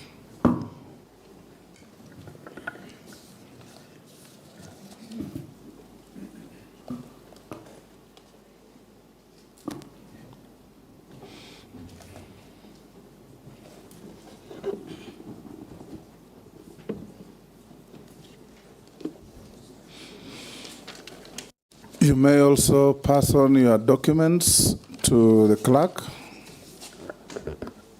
for him to be able to cross-check with what is in our possession. So we'll start, Honorable Duale, by asking you introductory questions. Tell us your name, your education background, your work experience, your competences, that lead to your suitability for the appointment that you have had. Thank you, Mr. Speaker and honorable members of the Appointment Committee. Speaker, on the onset, I want to thank you and this committee and the entire House for giving me this opportunity to appear for vetting for the second time. I also want to thank His Excellency the President for according me a second opportunity in a different ministry to serve the people of Kenya. Mr. Speaker, I grew up in Garissa. I went to school there, Garissa High School, Boys Town Primary School, Moi Forces Academy. I did my first graduate degree in Moi University, Bachelor of Education Economics. And finally, I did my master's in business administration in 2011 at Jomo Kenyatta University of Science and Technology. I worked in the private sector. I was a businessman before I joined politics in 2007. I served the people of Dugis between 2008 and 2013. During the Grand Coalition government, I was an assistant minister for livestock. I served with you, Mr. Speaker, in that government as the Minister for Foreign Affairs. And between 2013 and 2014, the people of Garissa Township gave me an opportunity to serve them again. And again to serve them between 2017 and 2022. And again, they gave me an opportunity to serve them between 2022 for about 2-3 months. So I served as a member of parliament for 4 consecutive terms, which the last one I did not complete because the president in his wisdom poached me from the legislature and to help him in the executive. I was the first majority leader under the 2010 Constitution. I served for 8 years. I led in making sure that the government business during that period sailed through. Over 150 bills were enacted, had my signature. And Mr. Speaker, I had a wonderful time working with a cross-section of leaders from different parts of our country, from different gender and age, and from different political formation. As the Minister for Defense for the last 2 years and 1 month, Mr. Speaker, my record speaks for it. Today, I can confirm without fear of contradiction that the housing project, since independence, over 4,000 housing units are under construction, launched them in Laikipia, in Nyanyuki, in Gilgil, in Mariakani, in Roysambu. Through this August House, I passed the Prime Healthcare Fund, where now the Kenyan citizens have an opportunity partially to access the robust medical facilities and hospitals, the level 5 and level 4 hospitals of the Kenya Defense Forces. If you are in Eldoret, if you are in Nakuru, if you are in Mombasa, if you are in Nairobi, you can at certain level access. Through this House, Mr. Speaker, I passed the National Peace Fund, which is now domiciled, that helps our men and women in uniform who serve in peace missions. Today, there's enough resources to buy them the required equipments within the standard of the UN peacekeeping missions. On defense diplomacy, Mr. Speaker, I am the first minister in the history of Kenya to host the US Secretary of Defense, to host the British, the UK Minister for Armed Forces. Today, as I leave the Minister of Defense, through what they call the excess defense article, 150 vehicles, anti-mine vehicles have been donated to the Kenya Defense Forces. I secured $57 million for the expansion of the Manda airstrip in a partnership between Kenya and the US. The National Defense College today, under the support of the partnership we have with the US government, is constructing the largest in our region, the School of Strategic and Security Studies, to the tune of $5 billion because of that. And finally, I want to say it, the only center, the Center for Terrorism, Counterterrorism, Counterinsurgency in Laikipia, funded by the US, UK, and the Kenya government. One of its type is ready for commissioning. Of course, in the war against terror, Mr. Speaker, in the last 2 years, Boni is safe, the North is safe, Nairobi is safe. Kenya Defense Forces have taken the war to Al-Shabaab inside Somalia. We will not anymore, at any given time, we're not going to wait for them at our borders. We will not allow them to come to our cities. We have taken the war to them. So, Mr. Speaker, my qualifications, academic qualifications, my experience as a member of parliament and as a leader in this country, the stint I had as the Minister of Defense, my age, my role in the private sector and business gives me the required testimonial. But finally, to say, Mr. Speaker, I have never been indicted in any adversely in any report of parliament. I have always had clearance from the criminal justice system, the Ethics and Anti-Corruption Commission, the DCI. I have never violated Chapter 6 of the Constitution, never violated Article 75 of the Constitution. And I think I am ready and willing to serve the people of Kenya in the docket of environment, climate change, and forestry. Thank you, sir. Thank you, Honorable Duale. We'll now start off with members asking you some questions. Try to be concise and precise in the answers in the interest of time. We'll start with the Deputy Speaker. Okay, thank you, Honorable Speaker. Honorable Duale, you will recall that during COP27, the President made it clear that Kenya's biggest export would be carbon credits, and asked for a simple and transparent system of ensuring that people can access these market systems, and not just the intermediaries, but also down to the local people.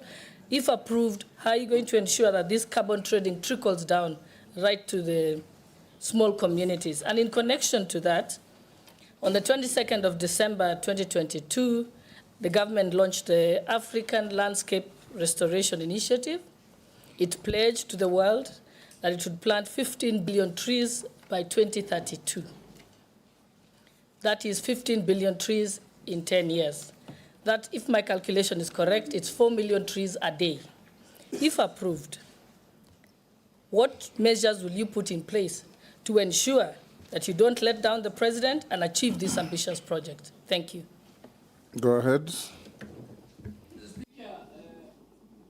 Carbon credit, carbon markets, carbon trading, carbon offsets. These are very key fundamental terminologies within the reading of the climate change. And this August House, Mr. Speaker, last year amended the Climate Change Act. To be more precise, in September, just before we had the Africa Climate Summit. Two, our president is currently the chairman of heads of state and government of the Climate Summit in Africa. Carbon credit or carbon market is very, very important to our communities. Our communities, mainly in the ASAL, play a very, very big role. Companies abroad in the developed world who are responsible for the emission of the greenhouse gas, which in our case, our contribution is only 0.3%. While we only contribute 0.3%, on the flip side, we are the biggest victims, we are the vulnerables. So these companies, whether they're in the oil exploration, whether they're in the airline industry, they pollute the outer atmosphere. And they get involved in carbon trading and carbon market. Carbon market is just where you provide a mechanism, an infrastructure where both the private and the public sector engage in that. So to the question of Honorable Deputy Speaker, that amendment that this House did created a very robust legislation where the role of the community, particularly inland carbon projects. And I'll give an example in the northern Kenya, the so-called Northern Rangeland Trust. Before communities were evicted from those lands, before this law, there was cultural disruption by these project proponents. Before this law, because there was a lacuna, there was no even register for the carbon markets. Today, I want to report that the law this House has passed gives communities 40% of whatever carbon markets resources are received from the developed world. Today, NEMA as an organization is a custodian of the register. A company cannot just come into our country and go to our forested areas, can go to our rangelands and enter into an agreement with the project implementers. The community has a role, the community has a percentage, and even in that same amendment law, you created the element of the offenses. That today in our country, if you commit certain crimes, even money laundering in carbon credit business, falsification, not involving the communities, then you need to have to play. So I want to assure, if this committee approves me, that my mantra will be public participation, public consultation at the community level. Communities will have a role. On the second most important element is the restoration program that has been started by the President of the Republic of Kenya. in December, where we said we must restore our rangelands, where we are going to plant 15 billion trees, restore also our forest, because currently our forest cover is 12.13%. And we anticipate that by 2032, we must reach 30%, from 12.1 to 30% forest cover. Tree cover. Our forest cover, as of now, is about 8.83%. So, Mr. Speaker, a number of strategies has been put in place so far to give the status. So far, we have done 400 million trees out of the 15 billion. That is not a very good indicator. I think we're not doing very well. And I want to do a number of things if this committee approves me. Number one, and it has happened in other countries like Ethiopia, it can be a trickle down.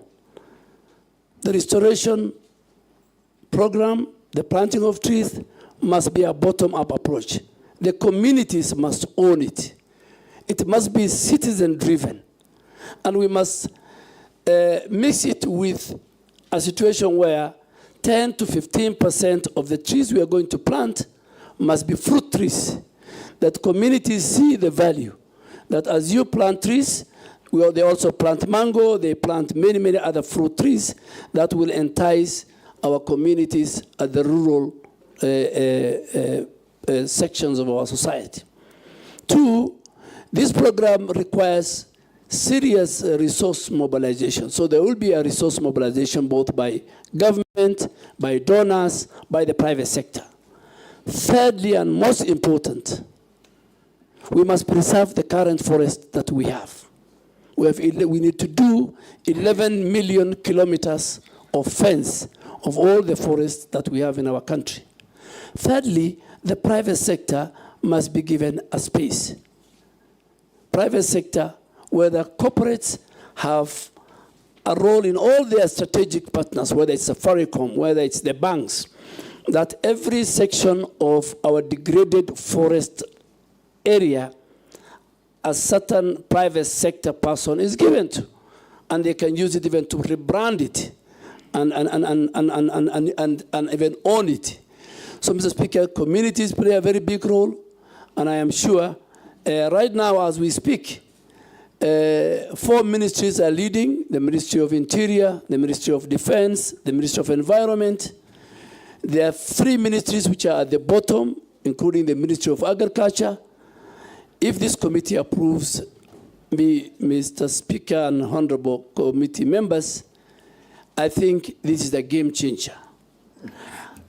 On the flip side of it, Mr. Speaker, that again will be linked to the carbon credit. A lot of resources will come to our country, because the more we restore our forest, the more we'll play a role in the reduction of the emissions, the greenhouse emissions. So on one side, it's good for our country. We will increase our forest cover. It's in the Constitution. And Mr. Speaker, let me say it. In our preamble, Article 4 of our preamble talks about the environment. We must preserve our environment. It's our heritage. So it's not even an article of the Constitution. It is in the 4th preamble of our Constitution. Thank you, Mr. Speaker. Thank you. In the next questions, Honorable Dwale tried to hit pointed answers. That was a good introduction to what is actually the epicenter of your ministry. I'll now ask the Majority Leader.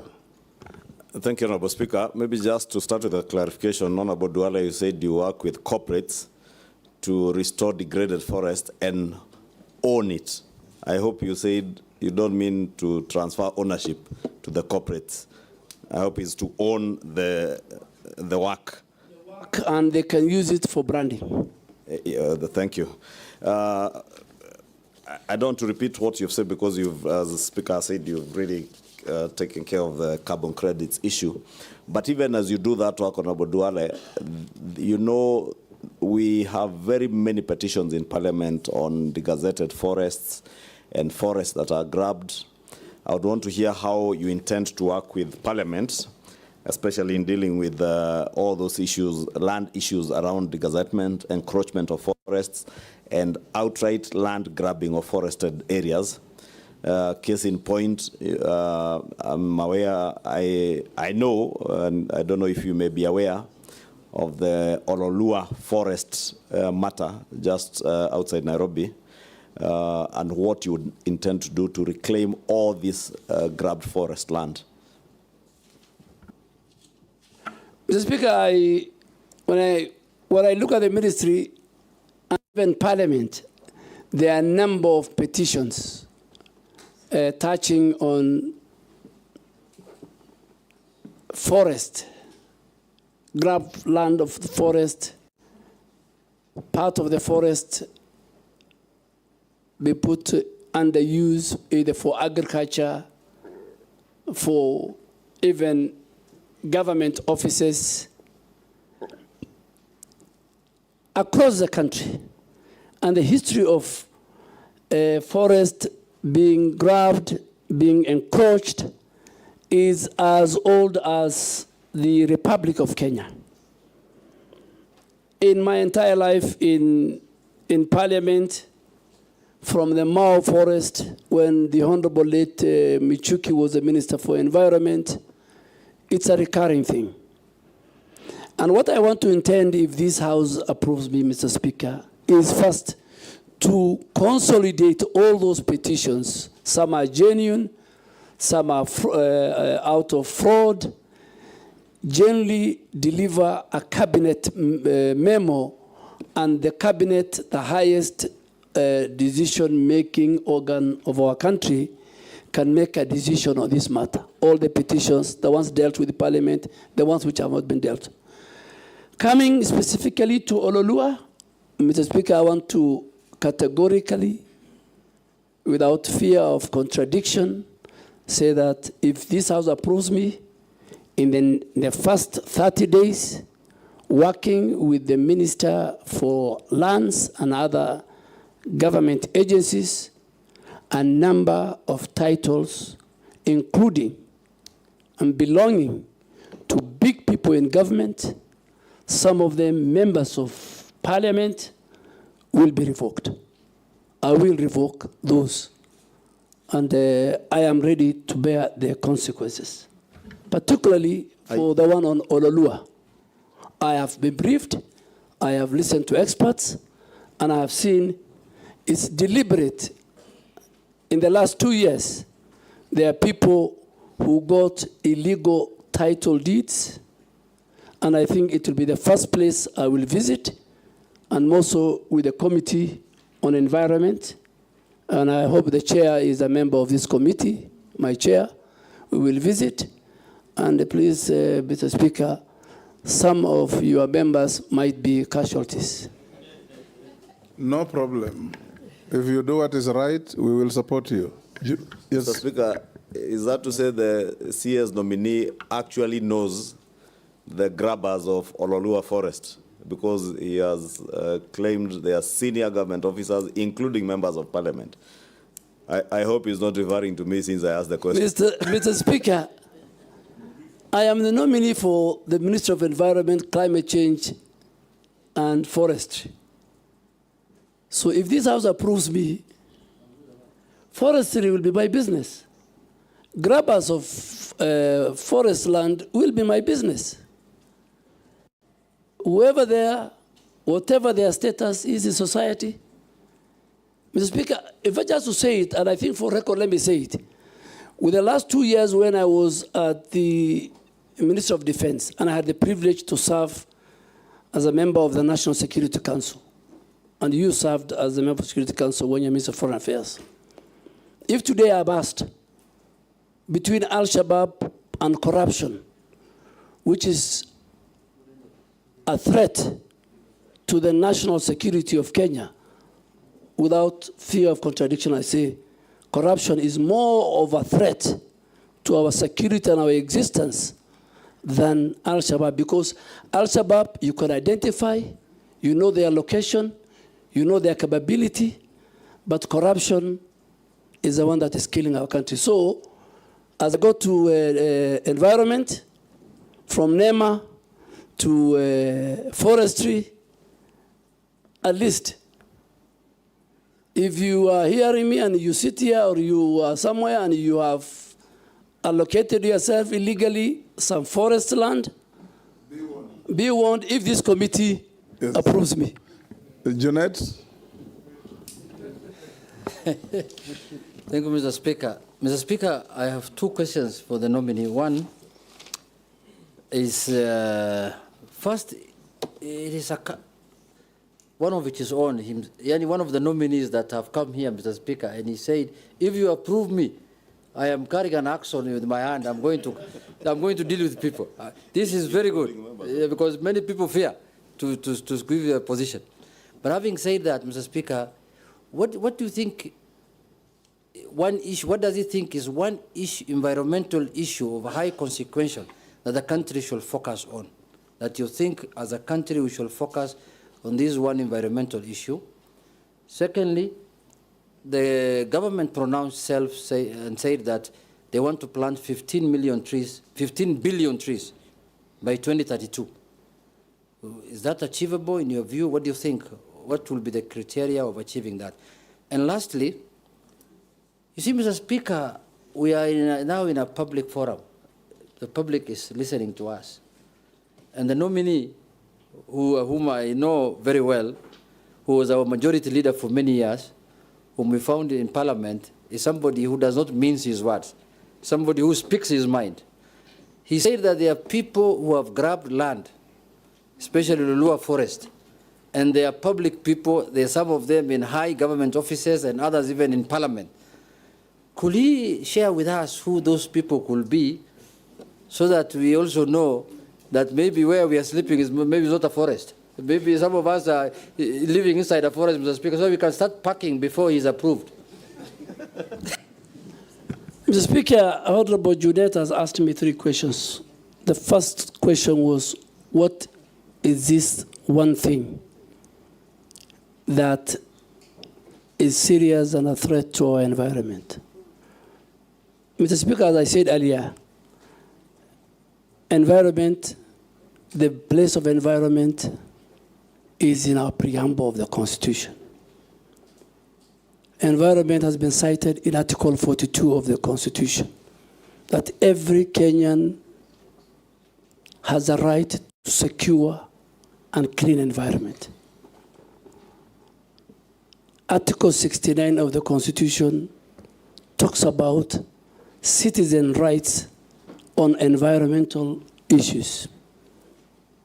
And even Article 70, Mr. Speaker, it is very explicit that if the state or any other actors violate the environmental rights of citizens, it says they can go to a court of law. So public participation, stakeholder engagement, citizens' right is very key to environment. But with these rights to the environment comes with responsibility. All of us have a responsibility to protect and preserve our heritage, which is our environment. Three critical things, Honorable Junet, that we are facing as a country. We are facing pollution, very serious, both air and water. We have serious pollution. I am sure some of the members and the citizens listening to me, our air is polluted by industries, by noise pollution. Then you come to our rivers. Our rivers, our oceans are polluted.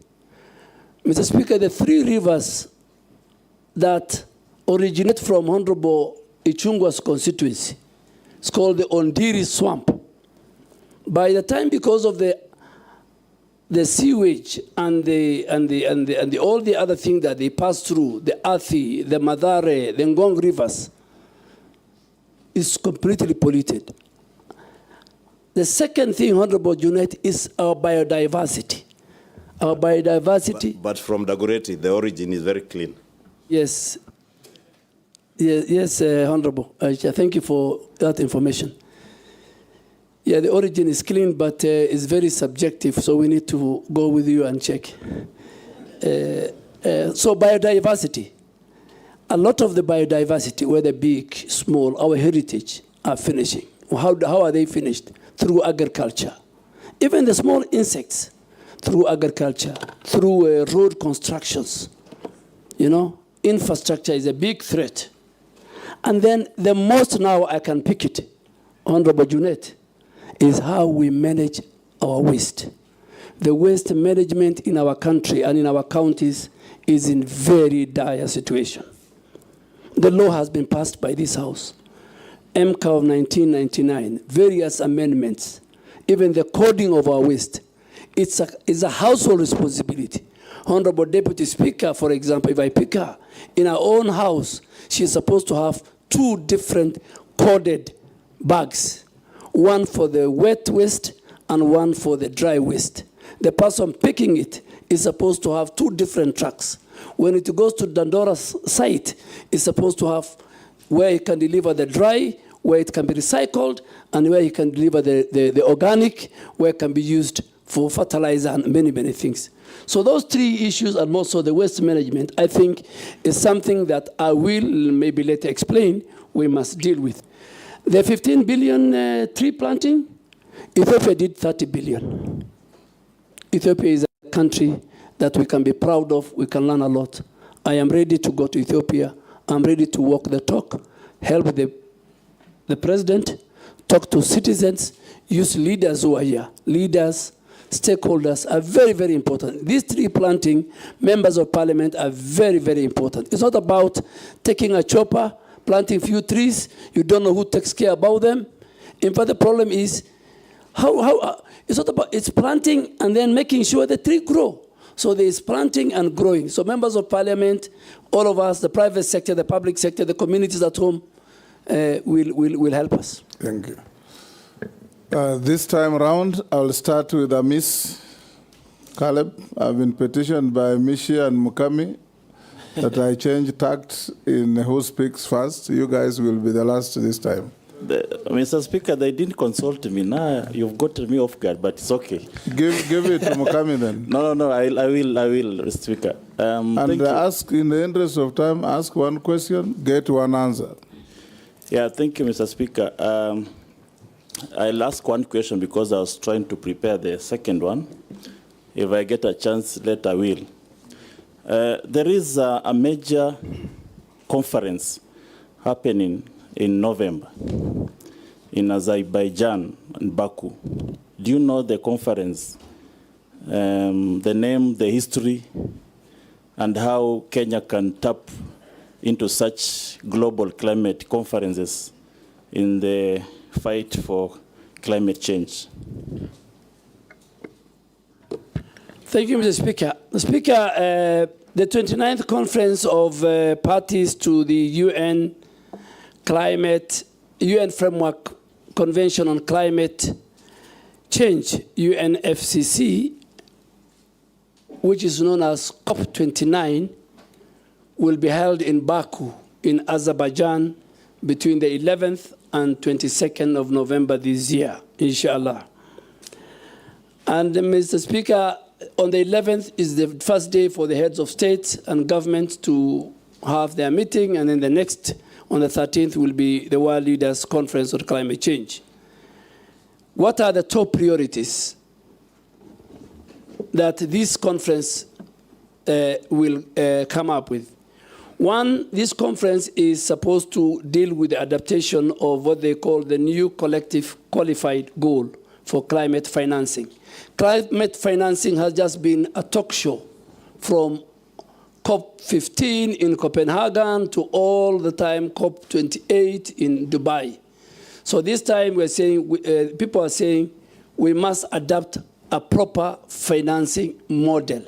The epicenter of climate change and climate adaptation and climate mitigation is around climate financing. So that will be a discussion. that in Copenhagen, which was, I think, COP15, people pledged 100 billion US dollars. Up to now, I think nothing has been given. But for Africa and for Kenya, Mr. Speaker, we are taking the carbon credit issue. This carbon credit issue must be concluded. And again, thirdly, the finalization of the operationalization of Article 6 of the Paris Agreement, which defines carbon market, is what I think Kenya, led by President Ruto, and all of us, and Africa, we will take it to the table that let us not have a talk show. The UN meetings must come with clear, achievable, clear, deliverable for fighting climate mitigation and climate adaptation. Mukami. Speaker, with your permission, kindly, I request to finish the other question with your kind permission. Thank you, because I had to, but it's a privilege of being the first. Thank you, Speaker. I just want to know where the nominee came from, the Military of Defense, because I happen to have served in the Committee of Defense and interacted with the ministry a lot. There is something peculiar that happened that I've not seen, where the public officers use defense choppers, military choppers, and the military artillery to move around the country, putting the risk of the defense and of course, the officers. In fact, in the public domain, it can be true or not true, which if not true, I will withdraw, is that the military has feared you. You have become more military than the military themselves. Is it true, and why did the military fear you? I don't think the military fear me, but you have put many things. I don't know. You talked about choppers, and then you brought the issue of fear. So, are you saying I fear going by military choppers? No, I said I've never seen other public officers, other than the president, who is the commander-in-chief, used in military choppers to move around the country, and other members of the public office who are not in the military. And also, there is a word. You're talking of civilians? Because military officers are also public officers. Yeah, like the deputy president, like the ministers.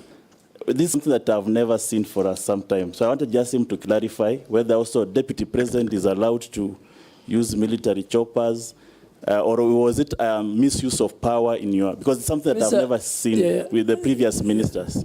Yeah, Mr. Speaker, let me say it because it gave me a lot of bad publicity. But when you serve in a public office, that's part of life. Within the reading and the instruction of the Commander-in-Chief, at the Ministry of Defense, the Commander-in-Chief is the President. The President and the First Lady are the people allowed to use military air assets with a rider. If the Commander-in-Chief allows the Speaker of the National Assembly to be airlifted from Nairobi to Bungoma, that is in order, but with the concurrence of the Commander-in-Chief. I don't know, I don't think the rank and the file and the leadership of the Defense Ministry fear me. Maybe my style. And I'll take the same style to Forest. I'll take the same style. I had the same style in Parliament. We have no evidence that they fear you. Mukami? Thank you, Chair. Given the recent concerns about the government directives on grazing within the forest foresters are really harassing the communities. What are the long-term plans for collaborating with communities living near the forests? The other one is about the floods. Recently, the country experienced floods that left many stranded on account of ineffective rescue operations. If approved, how best would you collaborate with the relevant agencies to ensure rapid rescue operations during such incidents? Thank you. Hold Duale Mishi. Let's take Tutu. Thank you, Honorable Chairman. Honorable Chairman, before I raise my questions, I just want to ask the nominee just to clear some airs for the benefit of the public, because when His Excellency the President pronounced the list of the nominee, he was given the defense docket. But when the list came to the Parliament, he was under the environment, climate and forestry docket. So Kenyans are asking, is it maybe the President was doubting his ability and leadership capacity, or what was the reason? I just want him maybe to clear the murmurs by the public. My questions. My first question, in accordance with the fourth schedule. Ask one message, so ask only another. Yeah, in accordance with the fourth schedule of the Constitution, environmental conservation is a function of both the national and the county government. How are you going to ensure collaboration between those two governments, that is the national and the county government, so that you also avoid duplication of programs in terms of the same function? The last one, maybe it is how are you going to improve and maybe safeguard those Kenyans who are living or are located near the refinery and chemical plants, because there's a lot of pollution. Thank you. Yes, nominee. Chair, let me start with Honorable Mishi. Even after this, in the event this committee approves me, and before even I'm appointed, the President has a prerogative right to assign me even another ministry. So he might even take me from environment to somewhere else if this committee approves me. So Honorable Mishi, that is the powers of the President. After all of us are approved, in 1 week he can reshuffle, and maybe he might even take me back to defense, or foreign affairs, or even gender, or even youth affairs and sports. And I am ready, or education. I am ready to serve in any capacity that the President finds it, deems it right. The second one, I think, is a very good question. Environmental matters is devolved under the fourth schedule. And at the county level, we have a very good relationship. We have got the county environmental committees appointed by the governors. The chair, on behalf of the governor, is the CEC for environment. The secretary is our county director of NEMA. And that's how they work together with all the other multi-agency team. But soon, if this committee appoints me, we are trying to create now, and we hope if this committee appoints me, we are going to sign a more intergovernmental environmental framework between the Ministry of Environment, Climate Change and Forestry, and the Council of Governors, where I will sign, and the chair of the Council of Governors will sign. On grazing, Honorable Nyokapi, this is a very, very complex issue. Honorable Mukami. Mukami, my very good friend, the women rep of Nyeri County. Under the Forestry Act, we have created a very robust, because we cannot conserve, we cannot restore, we cannot manage our forest and our wetlands without the involvement of the communities and the citizens who live around those forests. So this House, in its wisdom in lawmaking, they created something called Community Forest Association. And these community forest associations are the ones who are supposed to guide at what part of the forest do people graze? How far do they graze? Do they graze where we have doing regeneration of the forest? So what are we doing to make sure that we don't have a conflict? And Mr. Speaker, in some of the forests, unfortunately, powerful people in government, in the private sector, who own thousands of livestock, grace in those forests. I'm sorry to say that. But if this House approves me and I become the minister, I want to do some key long-term plans. One, just to have to review the whole grazing management plans, how we can regulate the authorized grazing in our forest ecosystem, how we can fence off areas where we feel are very sensitive in the forest, that we don't allow our animals or our farmers to farm. And lastly, I think the forest community management regulation of 2016 has not been operationalized, and I'm going to operationalize with the approval of this House, because that will give them the rights. The Speaker, the second question of Honorable Mukami, I didn't get it. If you can repeat it.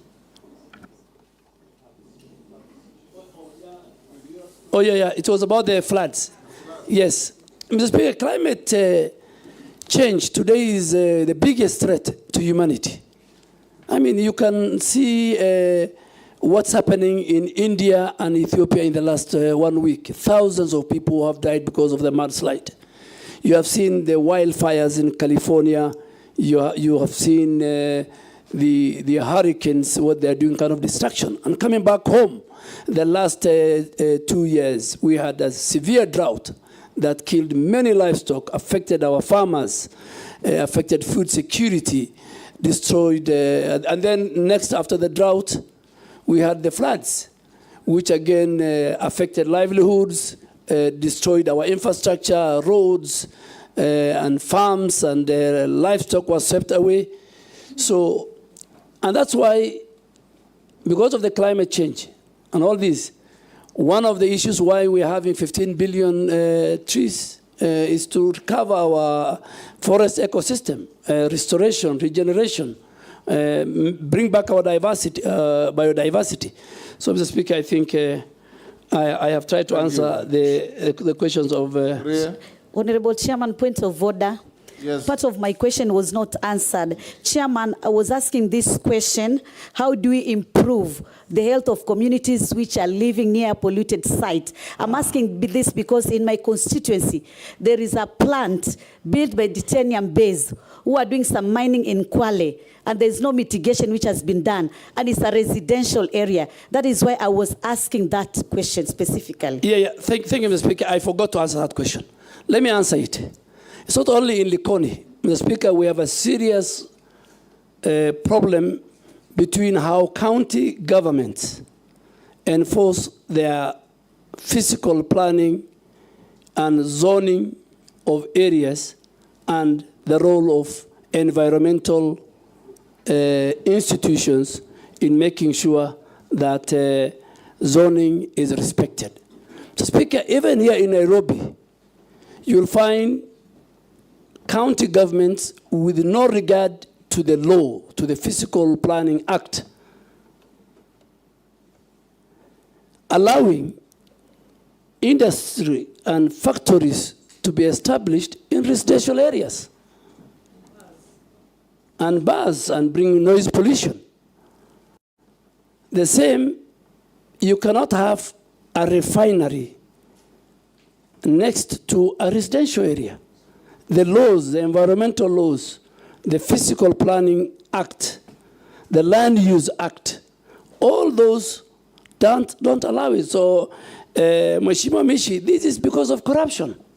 And Mr. Speaker, that's why you see even skyscrapers are appearing next to each other, buildings which has no ventilation, they have no air, there's no sand, particularly in this cold weather of July. Your children will live in an apartment, they will never see the sun, they will never get the fresh air. So all this, Mr. Speaker, if I am confirmed, I want to assure this House, and governors must listen to me, and we are going to do an audit. NEMA is going to do an audit of all factories and industries which are established in residential areas, and we will revoke their licenses. There must be order. There must be respect for environment as we build our country. Sharia, you'll pass. Razo. Thank you very much, Honorable Chairman. Honorable Duale, you are the immediate former Cabinet Secretary for Defense. And defense in our country is a celebrated institution. As you move to environment, if the House confirms your nomination, what are some of the good things that you have seen in defense that you are likely to carry over? Secondly, is the issue of environment. I want to say without benefit of doubt, if the members of parliament are not used in planting trees, in conserving the environment, then that thing is bound to fail, and it will fail seriously. In northern Kenya, currently, the Northern Rangeland Trust, NGOs, are the ones that are being used for conservation, environmental support programs. But at the same time, we have left out KWS and forestry, which is a very serious omission.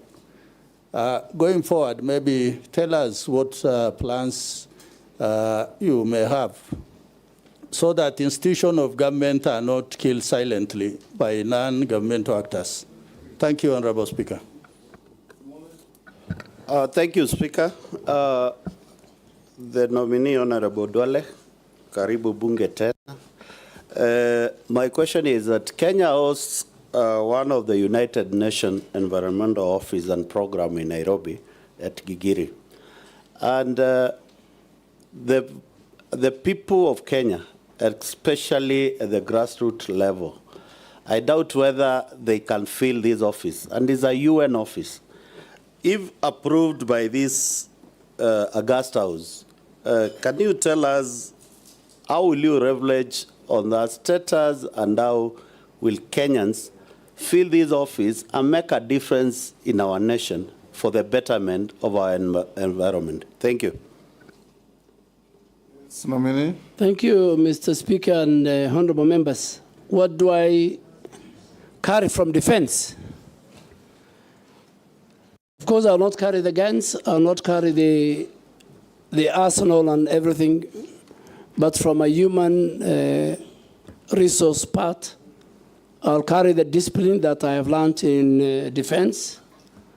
I'll carry the order and implementation of tasks done very fast.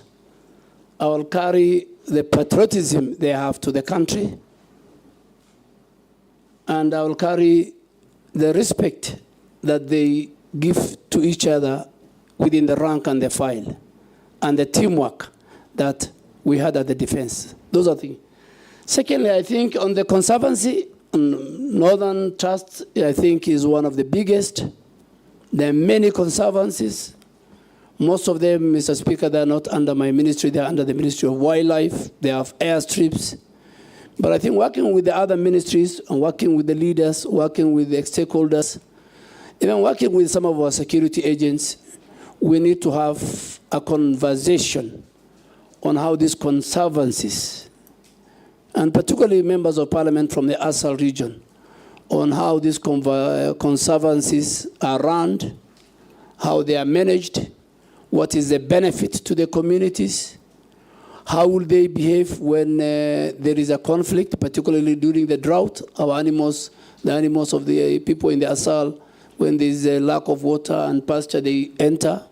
Honorable Lesuda will agree with me in Samburu, there's a lot of conflict. So I think we need to have a more bigger conversation. We need to discuss about the carbon market, how much they're getting, the Northern Trust Fund, vis-a-vis Are they implementing the 40% that the law and the regulations give to the people? Honorable Mule, we are a very privileged country. We are a very privileged because we host UN, we host UNEP and UN Habitat. These are the only UN agencies in the global south. So it's a big privilege and honor for our country. And in fact, that's why in some quarters, Nairobi is called the environmental capital of the world. And it's the only UN body. And this is where you have the expertise, the knowledge, the pool of experts, the top world experts on environment are based in Nairobi. They advise governments very, very far away from Nairobi. As Kenyans, as a minister for nominee for environment, I want to assure you that that proximity we have to this institution, it must work in our favor. We must use the skilled labor. We must use the experts that we have. We must use the data they have to build our own environmental data. We must use them to build the capacity and the skills of our staff in our country in the midst of environment.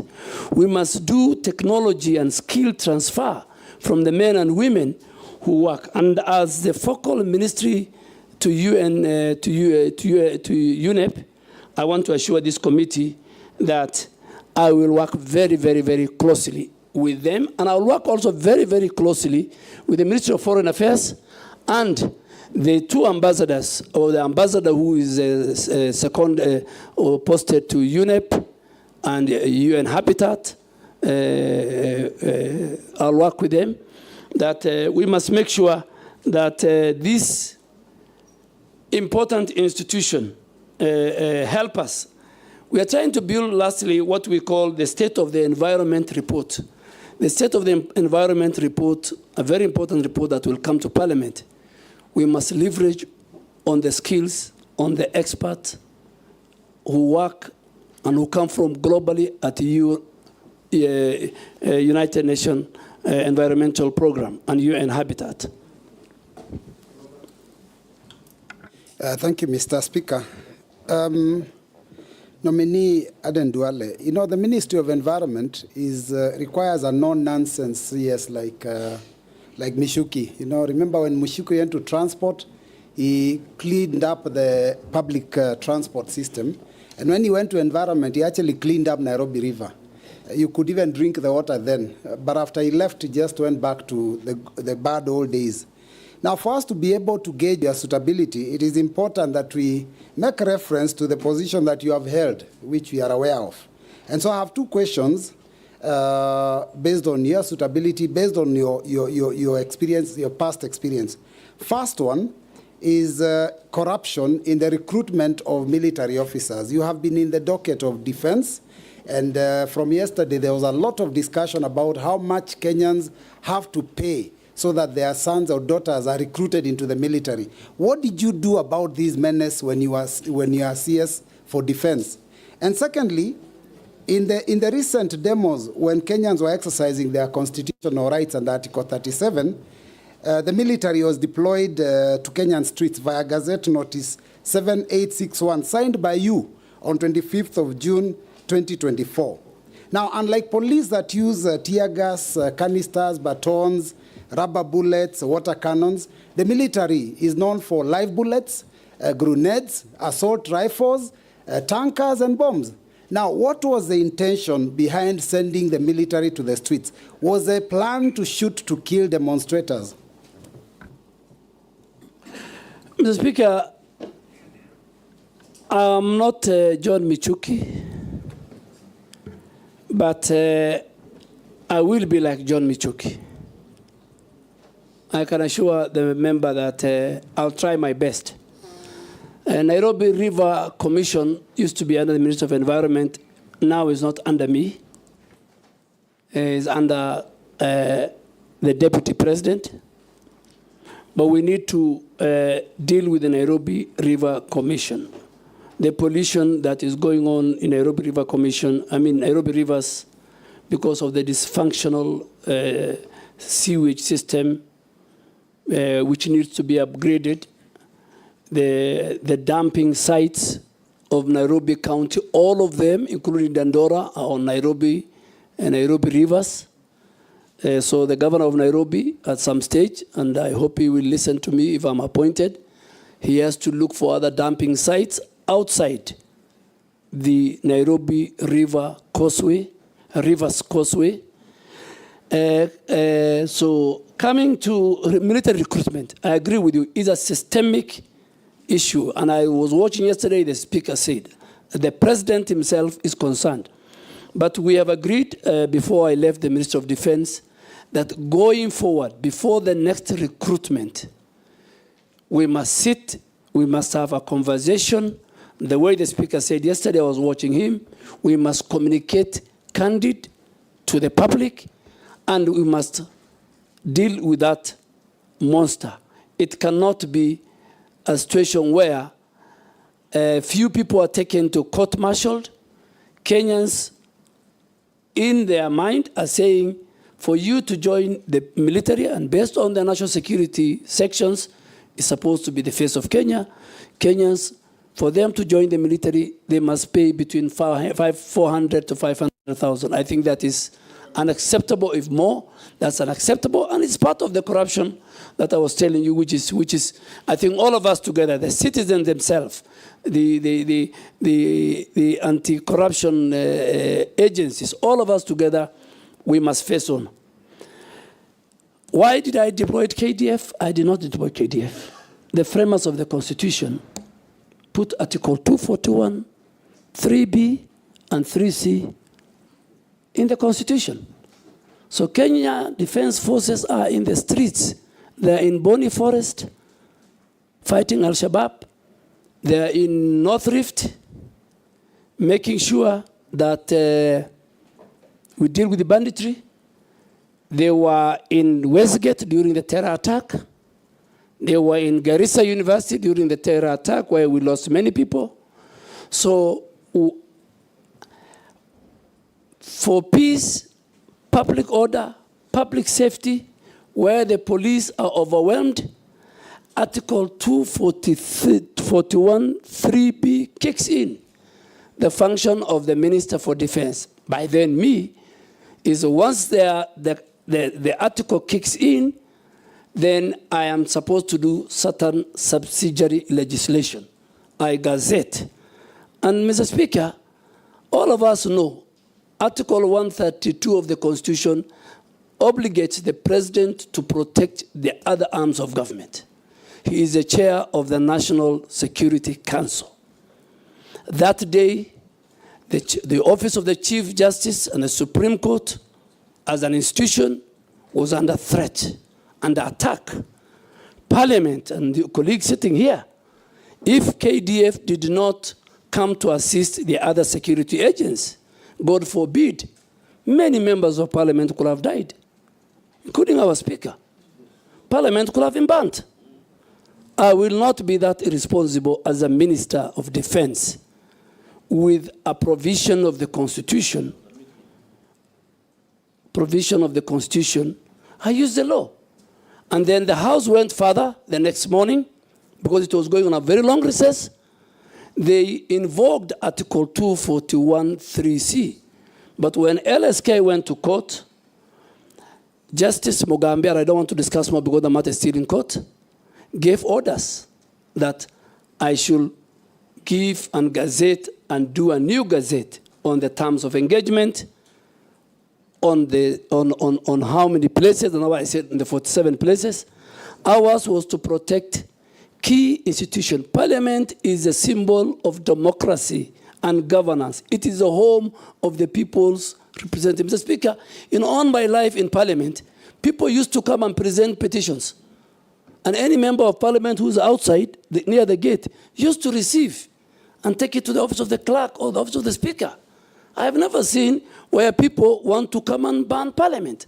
So I think I want to thank the framers of the Constitution. I participated, the Speaker participated, many other members participated. I think it's today and that day, 25th of June, I realized how important Article 241, 3B and C is. Owen. Thank you, Honorable Speaker. I would like to ask a question to the nominee, Honorable Duale. Just one question, that this country envisages to have a nuclear plant in a place called Uyombo in Kilifi County. Without due regard to the environmental issues in question, like the delicate ecosystem, the people, and the environment, Honorable Duale, going forward, if you are given this opportunity, how do you intend to treat this threat to the people of Uyombo in terms of nuclear plant in their radioactivity materials and nuclear waste and the hazards that come with nuclear installations? Just that my question. Thank you. Thank you, Honorable Owen Bayer. I think it's the same thing I was saying. How did the county government of Kilifi give land? So I want to assure you and this House and the people of Kilifi, if I am confirmed, it will be the first thing I'm going to do, go to that site, make sure all the environmental impact assessments are done, the people have participated, their views collected. And Mr. Speaker, environment is very key. I said Article 70 of the Constitution says, if a citizen feels that his rights have been curtailed in an environmental matter, it says go to the court. Public participation is very important. I will be the first person. I won't wait for you to send, if I'm approved, to summon me to Parliament on Wednesday morning. I'll do, it will be on my table. I'll deal with it. Murugara. Thank you, Mr. Speaker. Honorable Duale, there is a very bad scenario that is faced countrywide, especially as regards our riverine areas and the rivers themselves emanating from Mount Kenya, Aberdares, whereby almost half the year now, they are drying up. We are told the reasons is environmental degradation, but also climate change is blamed. As human beings, we cannot sit pretty. We must have policies in place to ensure that these rivers do not disappear forever. What policies are you likely to put in place to ensure that we recover these rivers, which are actually the bottom line of our livelihoods?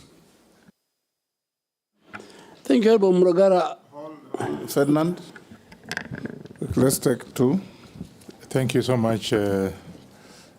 Duale. If you are actually confirmed by this committee, first of all, I want to thank you, and I will tell you that I think that I've witnessed extensive planting efforts by the ministry in which you have been assigned. Now, to ensure that we retain that, I just want to ask you if it's possible. Instead of actually interfering with the planting, what have you, in agriculture areas, is it possible, are you able to agree with me that you can now plant trees along the roads? I say this because I went to Denmark and I was surprised. The roads are all covered because we got 6 meters from the center. And that is an area that I think we can plant trees in all these areas. Secondly, and lastly, I come from slopes of Mount Elgon. I can tell you, when I was growing up, that area, forest was very thick. And it was actually an attraction of the rains. Today, it's being cleared. So what are you going to do if you get this opportunity as a Minister for Environment? What do you want to do to save Mount Elgon? And of course, I don't know about Mount Kenya and other places. Mount Elgon, where I saw thick forests being cleared now. What are you going to do? Nominee? Honorable Speaker, let me start with Honorable Murugara. Yes, even at the downstream of where I come from, Garissa, Tana River, you'll find the water level of Tana River, getting it from Aberdares, Mount Kenya, and all that, is reducing. And I agree with you. It's all about environmental degradation. And that's why these 15 billion trees will help us to restore, to regenerate our forests. Forests play a very key role in making sure that our rivers have enough water, they are safe, they're sound. But there's another element where people have put big farms, flower farms, upstream, and use the water. So the water, in fact, is reduced because of human activity, the agriculture. And I think that should be another conversation that we will need to have. Honorable Wanyonyi, yes, roads is part of the, in these 15 billion trees. We have talked to the Ministry of Transport and the Ministry of Roads that going forward, construction of roads, mainly even in the highways, the contractor is obligated to plant trees and nurture them until they grow as part of the contract. You have seen and you have gone in many of the Western world during mainly summer. You think you are driving in a highway, but both sides of the road is forested. This can be done, and we have agreed with the president and the other stakeholders, even before I came to environment, that should be one. And the contractors, it becomes part of their contract. Even now, we can still tell the contractors who are maintaining the roads, now we have a maintenance aspect, so that they can do it. Mount Elgon is part of why we should increase from 12.3% to 30% by 20. In all our wetlands, we have 11,000 wetlands. We have 8.8 forest cover. For us to increase, I think we will pick on Mount Elgon and all the areas which have been degraded, we will start doing the restoration and afforestation programs under the 15 billion presidential program. Daud. Thank you, Mr. Speaker. I want Honorable Duale to, he has talked about recycling, but we have a problem with recycling that the refuse collection, which is done poorly, and then it is gone and put into our forests and wetlands. What will he do if he is confirmed? Secondly, you have talked about CFAs. There are agreements of CFAs, Community Forest Associations, whereby my predecessor, long time back, Honorable David Muiraria, the late, he had introduced the shamba system, where people could go and take care of the trees in the forest, as well as do shambas, plant and take care. Because there is a problem in our forests, Nominee, because there is lantana shrub. I don't know if you have heard of lantana. And that shrub, you cannot remove it. It's so expensive to remove. And the forest associations do remove it when they are planting. And I believe the Ministry of Forestry cannot remove it because the funds are not available. What would you think about that? You talked about noise pollution. That's the last one, Mr. Speaker. You talked about noise pollution, and NEMA is in charge. But Honorable Duale, you know, NEMA, it's like as if it does not have teeth.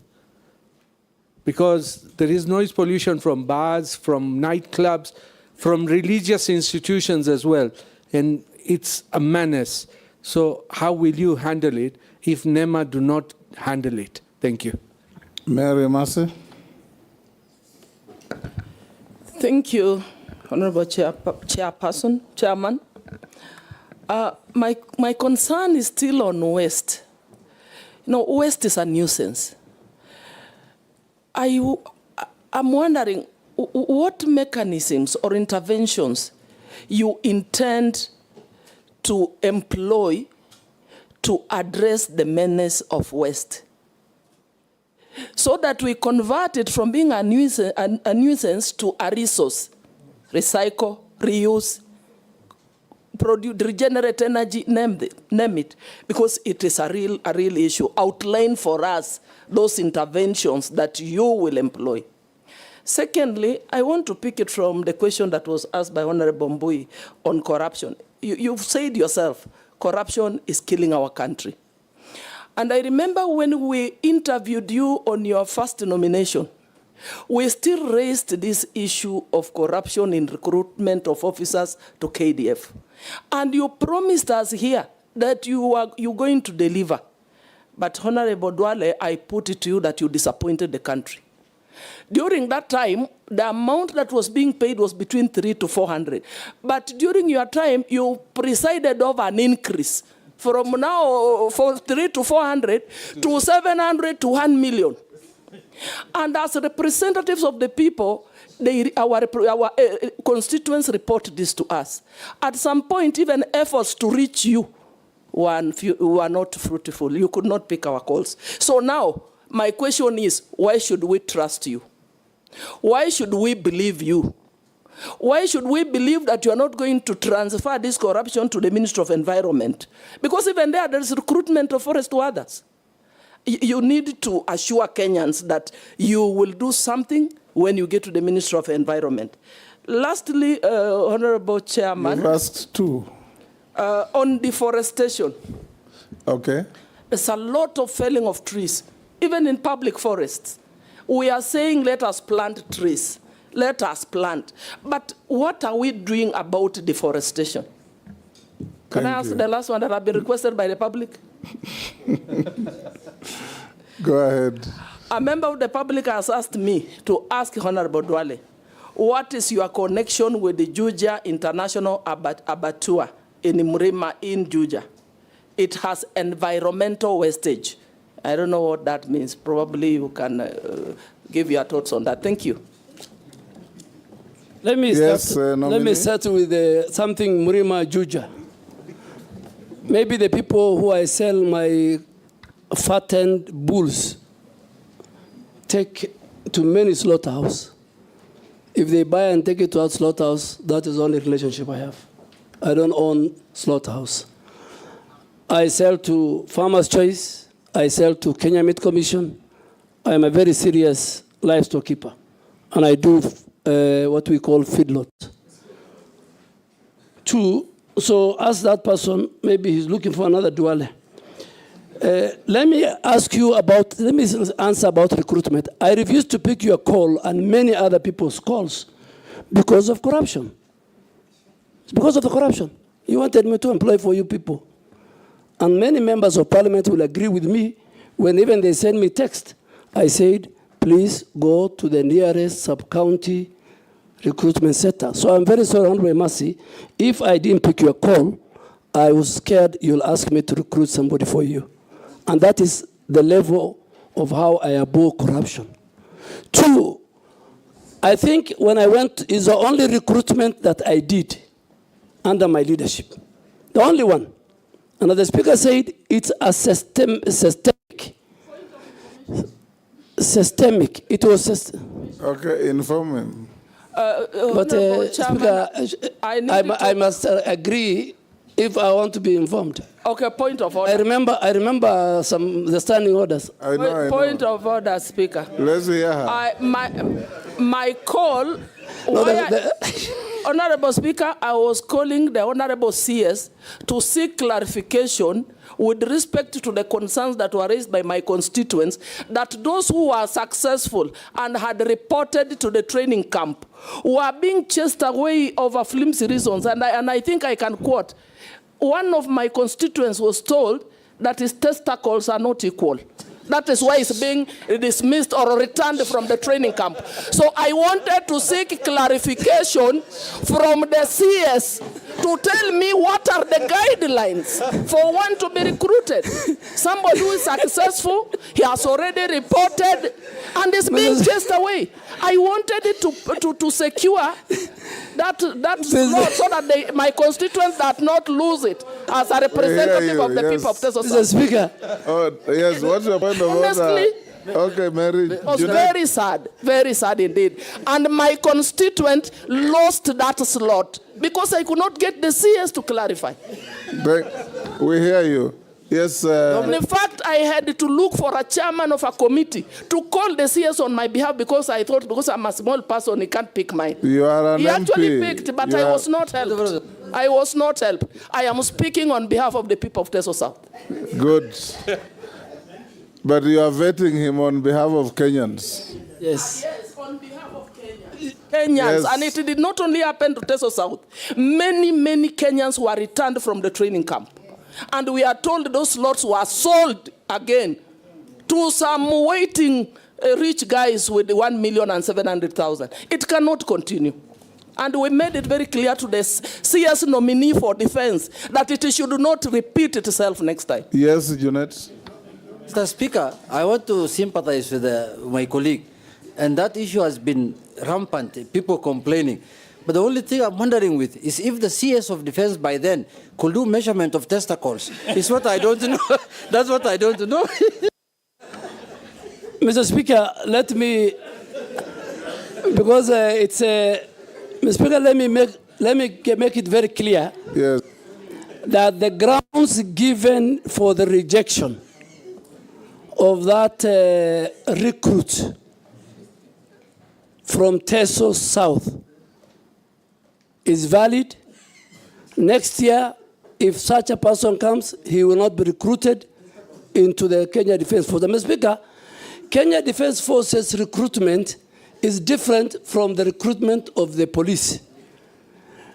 When people go are recruited at the sub-counties and they come, a very serious medical checks takes place. A number of people are sent because of medical ailments. And I think the former Vice Chief of Defense... unequal testicles ailments. Yeah, there were people... Women can know that, Chair. Mr. Only Speaker, women can know that. If you allow me to finish, there are many. The testicle that I want to go into is one of them. There are many, and the chairman of defense will agree. They measure. Point of order. Let me finish before the point of order. Mr. Speaker, there are many colleagues. There are many leaders who sent me why their person has been chased. And in 10 minutes, the leadership of KDF could give me 1, 2, 3, 4 reasons, measurements including. So I am sure the next. Women to assist them not only on this. So, Mr. Speaker, there are certain criteria. There are many, and those who leave, they are not replaced. And I think let us not discuss, with your permission, the Kenya Defense Forces in a very negative. They have a special place in that. But the chairman of defense can call the generals in camera, and you are now talking about testicles. They will tell you something about even the teeth. They will tell you many things. And some of these things is because when you go, the training of the Kenya Defense Forces is so vigorous that you don't risk to take somebody who will die in the course of the training. So don't compare it with how the police are trained. Don't compare it with how the Kenya prisoners are trained. But I am sure the information, the reasons why many, including my sister, Mheshimiwa Mary Emase. And please, going forward, if it was in camera, Mr. Speaker, I will even tell you more. But now that it's in public, I don't want to say more. What's your point of order? Point of order, Mr. Speaker. You know, the issue raised by Honorable Emase is something that is out there in the public. Many Kenyans complaining about. Sometimes they think those are flimsy reasons why they are not taken. And I could understand maybe someone has squinted eyes because of shooting and, you know, flat foot, maybe because of running. I'm really wondering why if what work testicles would really have to do with joining the disciplined forces. So I don't think we should belabor, but don't take it lightly that there are Kenyans who are raising concerns on the reasons why they are not taken to disciplined forces. Point of order. Yes, thank you very much, Mr. Speaker, sir. With tremendous respect to Honorable Duale. And let the Army hear this. It's very important.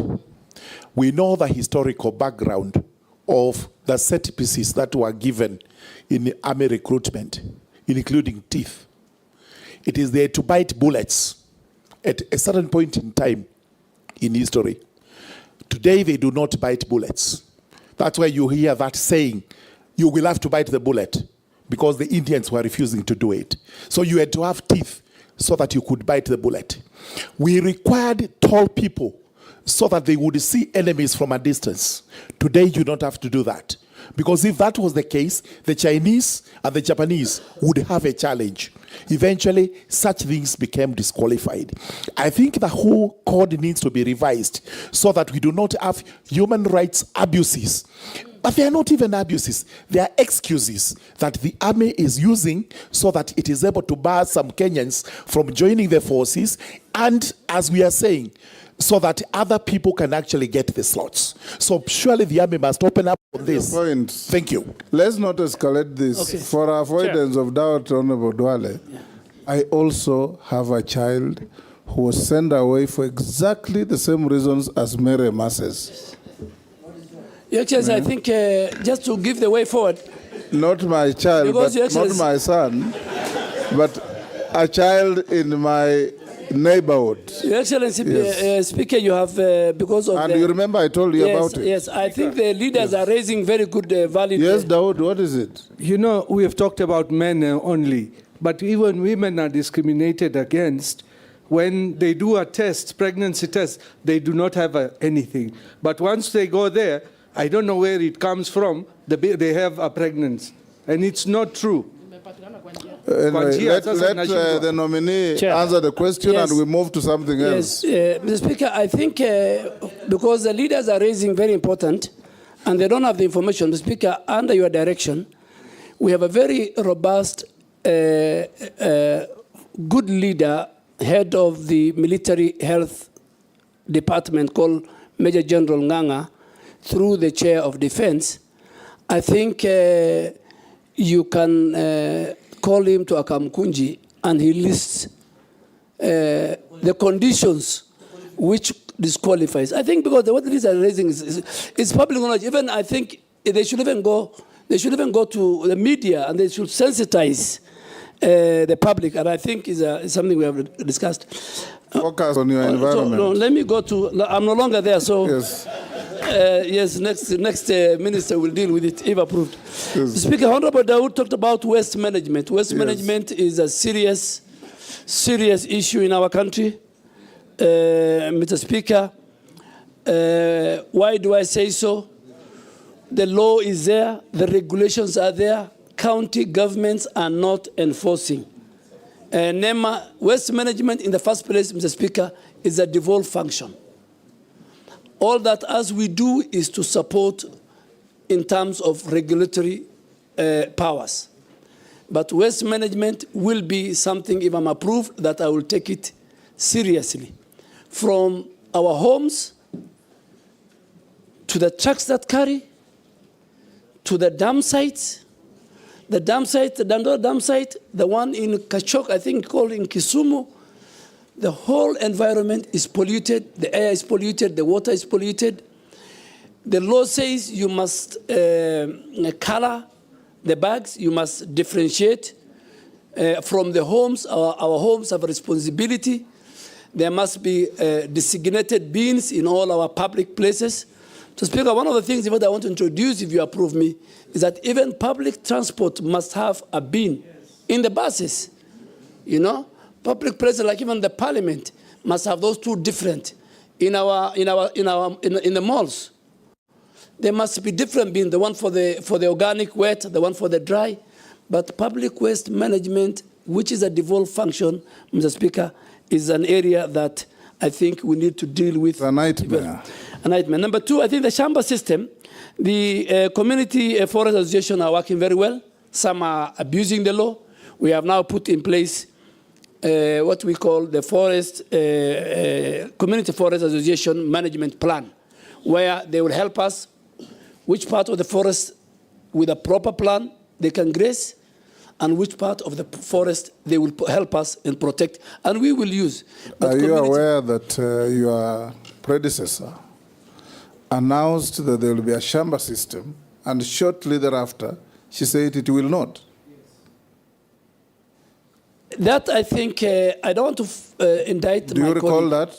Yes, I recall. Yes. But Shamba system or grazing or farming in forest by communities around under the Community Forest Association, which is in law, is about management, is about coexistence. We cannot regenerate, we cannot reforest, we cannot protect our forest if we leave the communities. Kenya Forest Service, Karura Forest, the way you see it, the way it's managed, is run by Community Forest Association, and they're doing a very good work. Noise pollution. Do you consider allowing that kind of engagement in plantation forests and not natural forests? Yes, yes, because we have got 150,000 hectares of plantation forest, which now we have put proper transparency and integrity measures and tendering system, unlike the old system where there was allocation by the big people in government.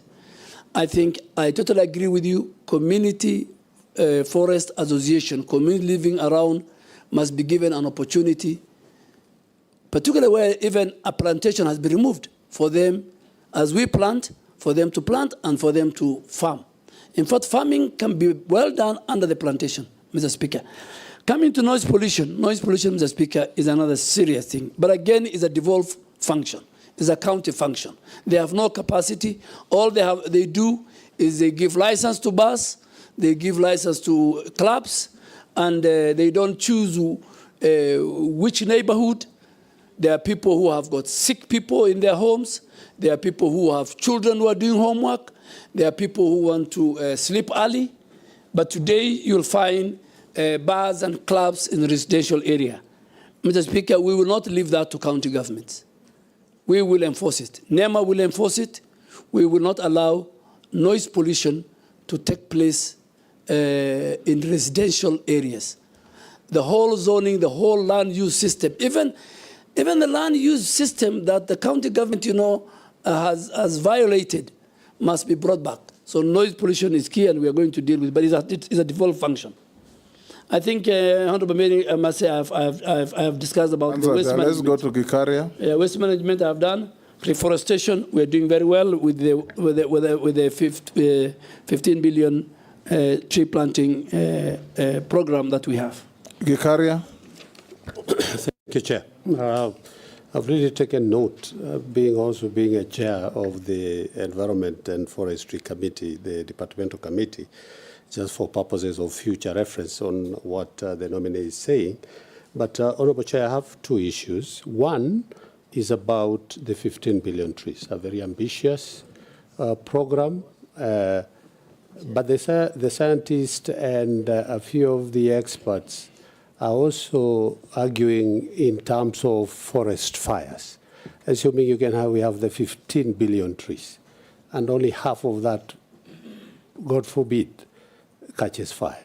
So what are the plans that the nominee will take into consideration when he will be, if nominated? What plans do you have to address forest fires? Secondly, and I don't want to belabor on the pollution that has been spoken about, Honourable Chair, most of our schools and other institutions from the colonial times have been using asbestos for purposes of roofing.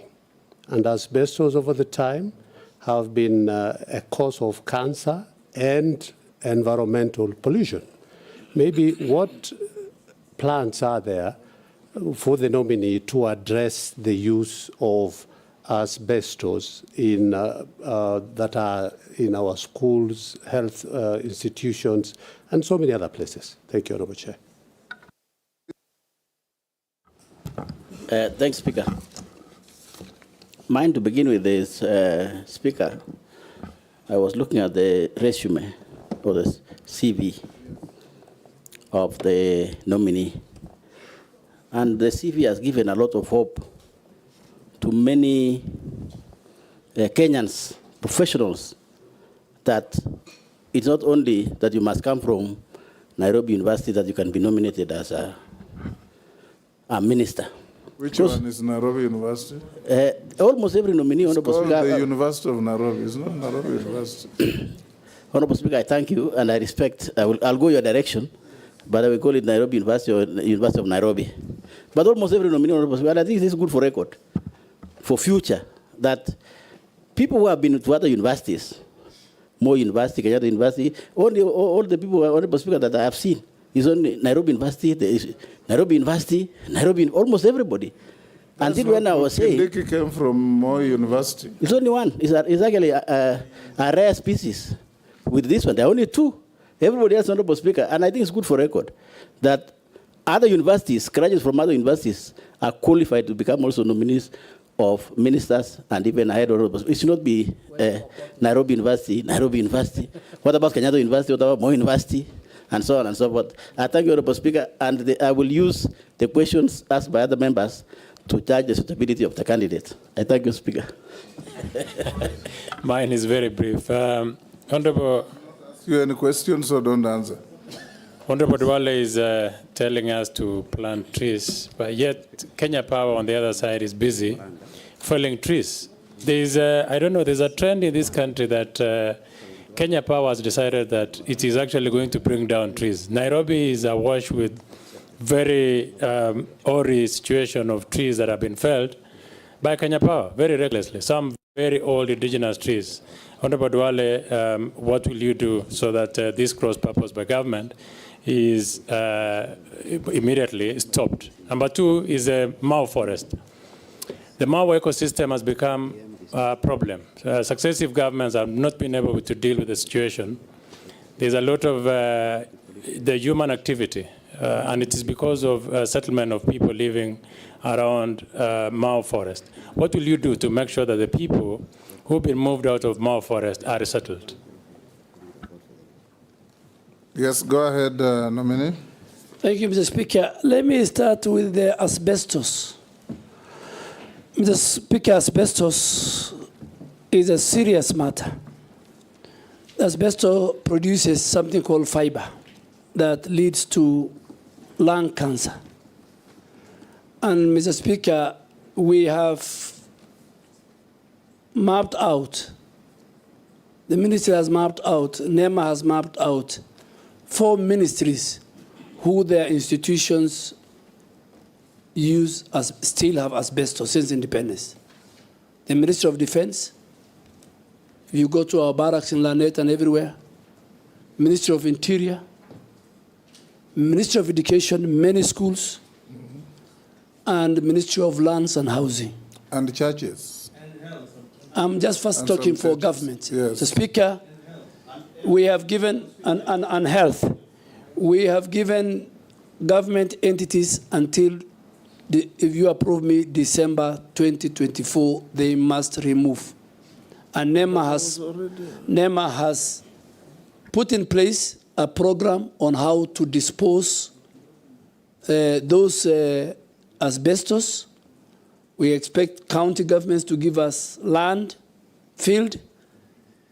Secondly, and more important, Mr. Speaker, now that we come to churches and other now individual private citizens, within the next 3 months, if this committee approves me, we will also do an audit and map the whole country where asbestos roof is still in place. It's a dangerous thing, it's a threat to our health, and it is a cause of lung cancer, Mr. Speaker.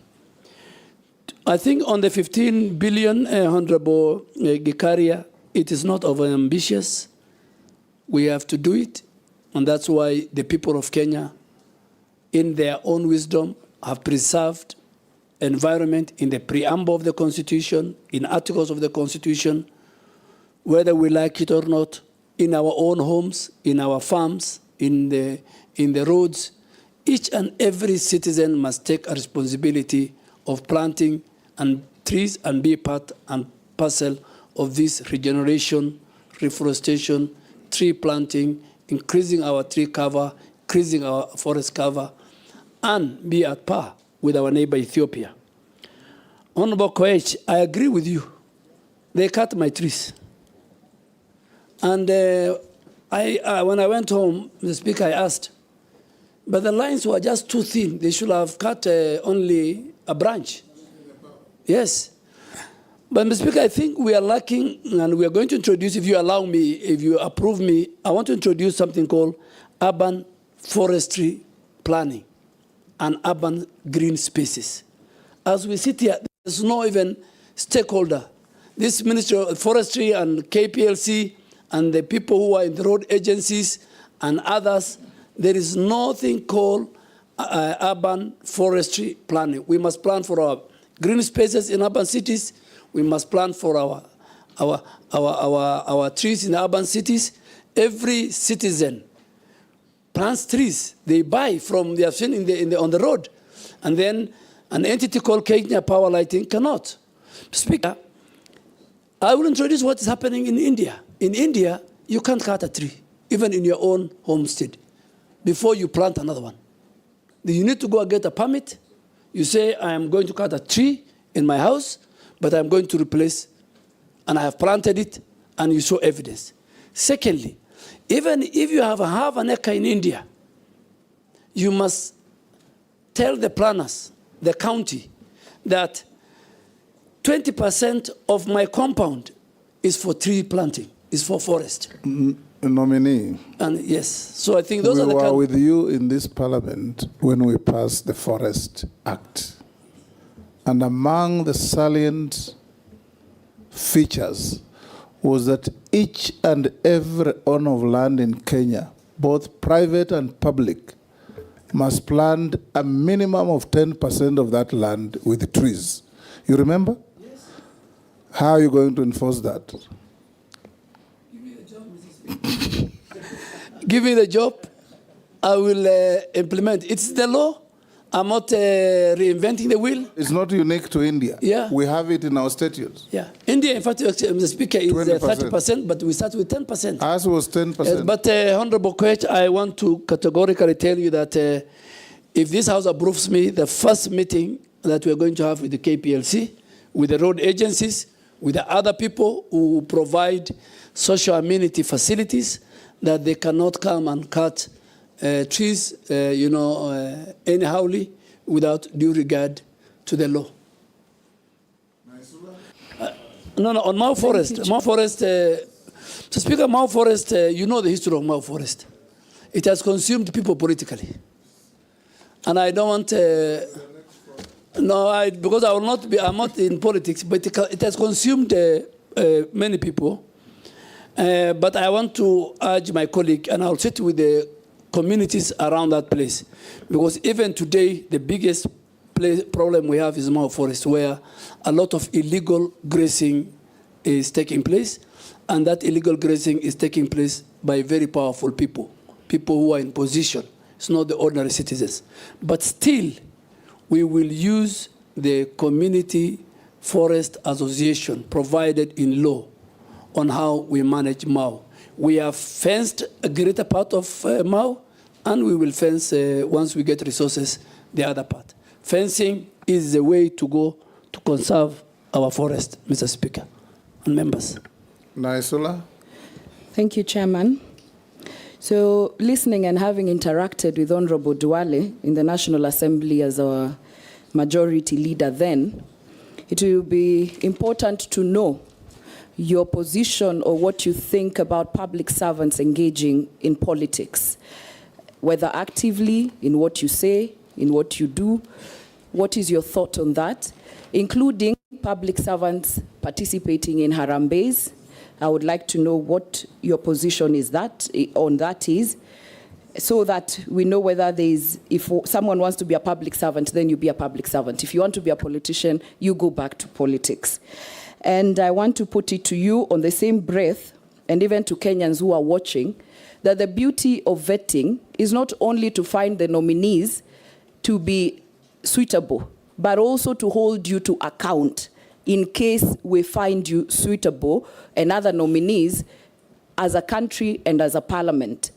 And just on that, because you have said you have warned illegal forests, land encroachers, you will revoke titles on top state officials who are holding. It's actually now on 411. You can be sure Kenyans will hold you to account, because you know there's something that always follows you on that Al-Shabaab list to date. So just know that even this will follow you. I'm just saying that this will also follow you if we find you suitable. But on matters environment, very quickly, while sustainable logging may be healthy for forests, how will you ensure the ban on protected indigenous trees is enforced and that close monitoring is allowed during logging? Because the Kenya Forest Service only devised a plan for access, control, monitoring, and reporting actual harvesting. However, there is no established framework and procedure to monitor, verify, and audit millers' compliance with licenses and permits to avoid double allocation. How will you ensure that we don't log our indigenous trees? And finally, the staffing at KFS is not adequate.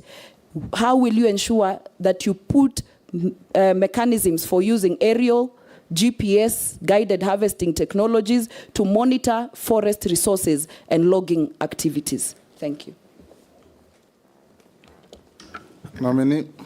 Mr. Speaker, public servants, me included if I'm approved by this House, I'll take whatever it takes to promote, to expound, to communicate government agenda, government achievements to the people of Kenya, whether I'm in Samburu with Honorable Lesuda. So I serve the government of the day, and I'll speak for the government of the day. And I think that is what public servants should do. Public servants should not get involved in the local politics, in the county politics. They're supposed to be unifying factors. In fact, to the contrary. It's supposed to bring people together.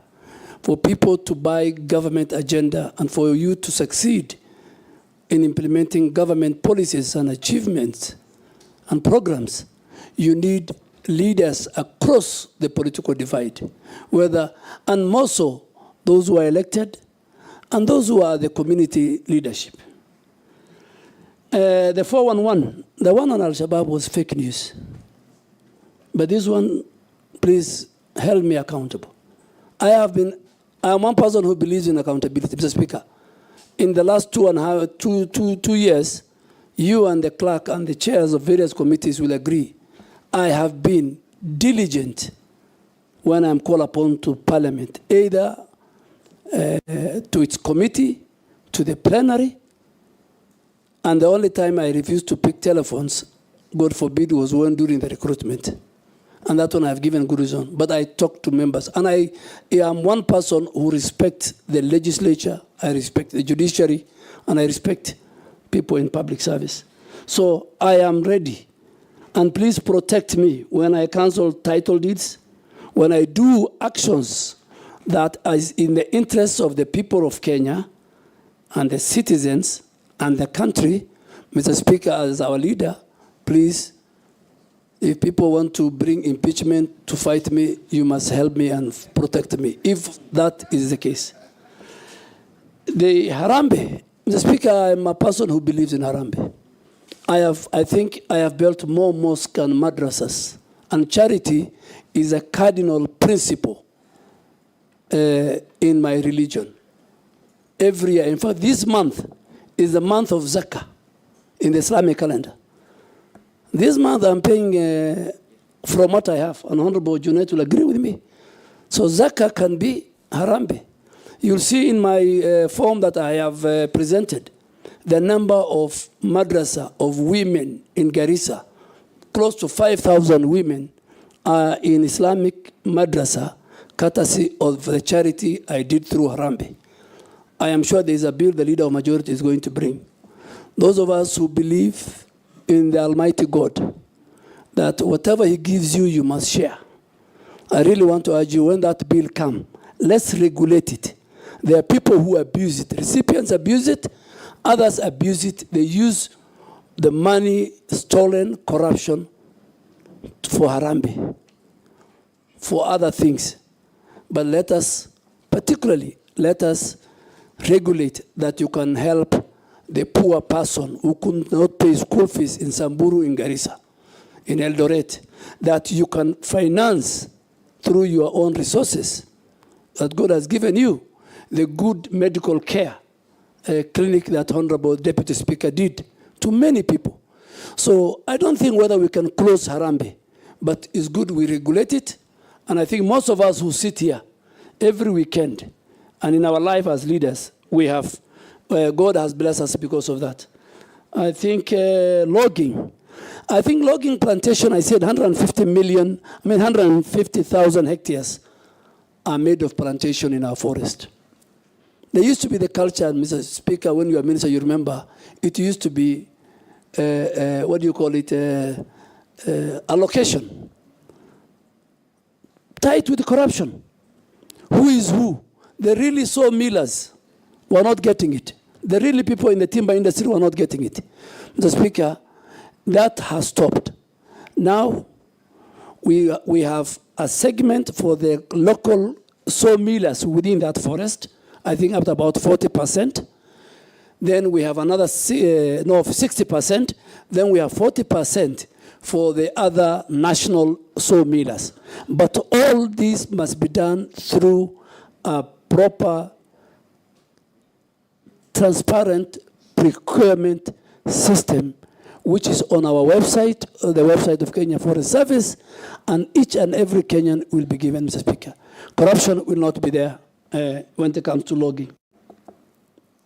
And then last, I think, is technology. Honorable Lesuda, if you want us, of course, we want to increase our staff. We want to even use technology. We want to use drone to plant trees. We go to a forest, we see the degraded area, we use a drone that can do 2 million seeds in 1 hour. That technology is what we want to monitor our forest, to help our forest adjutants, to help our forest rangers, technology. But all this needs resources, and as a member of the Budget Committee, when Honorable Chair of Environment, Honorable Gikaria come, please support us. Honorable Duale, if you are approved to be suitable to take this position, I want to urge you, take a helicopter and fly around all public forests and see the level of destruction going on. You will see what looks like a forest by the roadside. A kilometer inside, there's no forest. Charcoal poachers, illegal grazers, illegal loggers. It is bad business. We encourage you, in the event you find favor with this committee and be appointed the Minister for Environment. Environmental degradation has been classified as an existential threat to not only Kenya, but the rest of humanity. At least go down in history as a man who saved Kenya. Go to schools, teach children how to plant trees and live with trees. If a child goes to standard 1 and is given 2 trees to adopt, by the time they leave standard 4, 5, the tree is mature. Leta maji kidogo, mwagilia asubuhi. When you come to school, you check if your tree is safe. Very simple things. Because you talked of forest cover and tree cover. So the two will help us aggregate forests, enforce the Forest Act. If you go around the country and we want you to tell Kenyans what you are going to do, all our wetlands are being drained by farmers. There are small swamps that aggregate to a lot of wetlands in this country. They're all being subdivided, fenced, and drained away. What are you going to do about this? Because you have the law backing you to gazette all these as public assets. And if the owners compensate them, but protect them so that we can have a better environment. In the case you find favor of this committee, what are you going to do to protect the environment and the forests of Kenya? Mr. Speaker, as you said, we have 11,000 wetlands.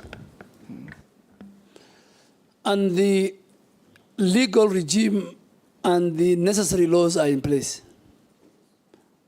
I want to commit to you that we will protect, if this committee approves me, we will protect our wetlands.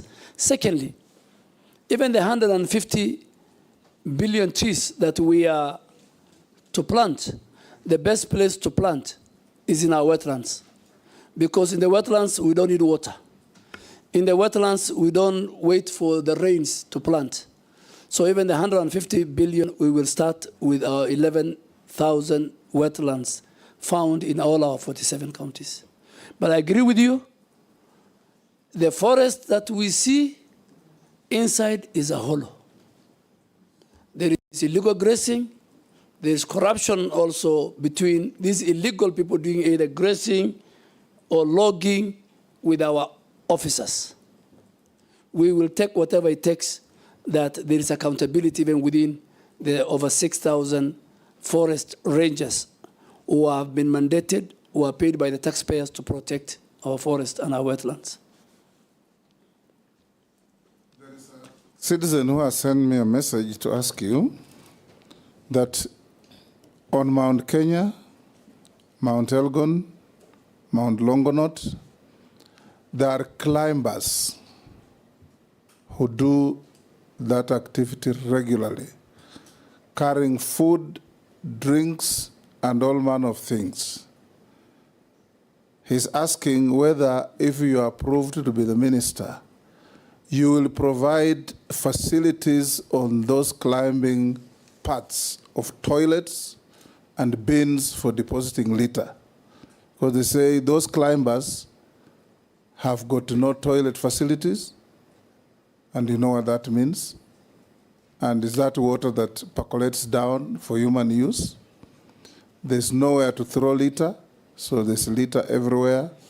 And this, I think, this Kenyan must be an environmentalist. Yes. Yes, Mr. Speaker, even their facilities. Owen Bayer wants to add to that. I have received something here that probably interest you.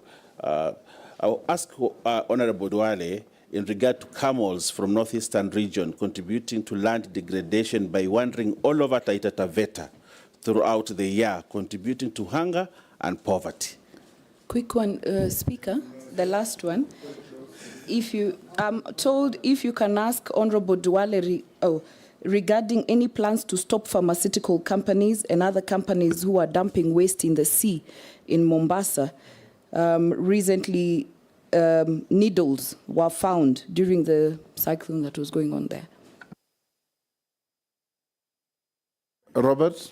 Yeah, thank you. There is also a gentleman from Kitui County called Mr. Paul Mutua who says that there is concerns of insecurity in Mwingi and Kitui along the Kitui-Tana River border of an invasion of armed nomadic herders with camels in the area. Can Honorable Duale deny or acknowledge he has more than 100 camels in that area, and that is also causing insecurity? Yes. Mr. Speaker, maybe if you allow me, can I ask a hypothetical question? No, just answer them one by one. No, Start with just the climbers. before that. Okay. If you allow me, I want to ask a hypothetical question. In the Parliamentary Appointment Act, the public have a timeline of 7 days to submit all their concerns. Is it... Honorable Duale, yes, the public have 7 days to submit a memorandum that on oath that is either exposing something against you, something adverse on you, but when members are here and a member of the public sends a question, that's a legitimate addition to what we are doing. Mr. Speaker, I cannot talk for camel herders. Yes. Camel herders in Kitui County. I am a camel owner, and you'll see it in my list of assets. Yes. And my camels are in between Isiolo and Garissa County. But there's a historical notion by the leadership of Kitui, Machakos, that the problem of insecurity and camels in Kitui is not something that started today. It is their cherry pick. It's every time they speak, they do that. So I can only speak for my camels. Of course. They're in Garissa. Talk about your camels. And next time, Mr. Speaker, when you have time, they're doing very well, so I'll take you there. You have a history with Balambala. Yes. So you go see your client. Correct. And see my camels. Secondly, the same with Taveta. I have no camels in Taveta, so, and I don't know which camels are in Taveta. That raises the matter. That raises the matter. On pharmaceutical... Let him answer. Let him finish with... On the pharmaceutical, yes, I agree. NEMA has a very strong enforcement... Hold on, Duale. What's your point of order? Mr. Speaker, why is it that all camels that are traversing the country, people think belong to Honorable Duale? And there are many camel owners like us. Simply because he carries the tag as a senior leader from the region. So people associate everything from the region with the leader. And the Speaker, I am ready now and in the future to carry the tag of the community. That's why, as you said, I am their leader. And I have no apologies to answer what Naisula asked you. Naisula asked me about, and I agree. I think we need to protect the environment, more so the sea. There was even one time some people wanted to dispose of condemned sugar into the sea, and we refused. NEMA has a very strong enforcement policy. The other stakeholders who protect our marine at the coast are also on top of everything, and we will make sure. But Honorable Laisuda, maybe if you have the details, you'll help us. That particular company, we will deny the licenses straight away. Yeah. The climbers? Mr. Speaker, the camels are many.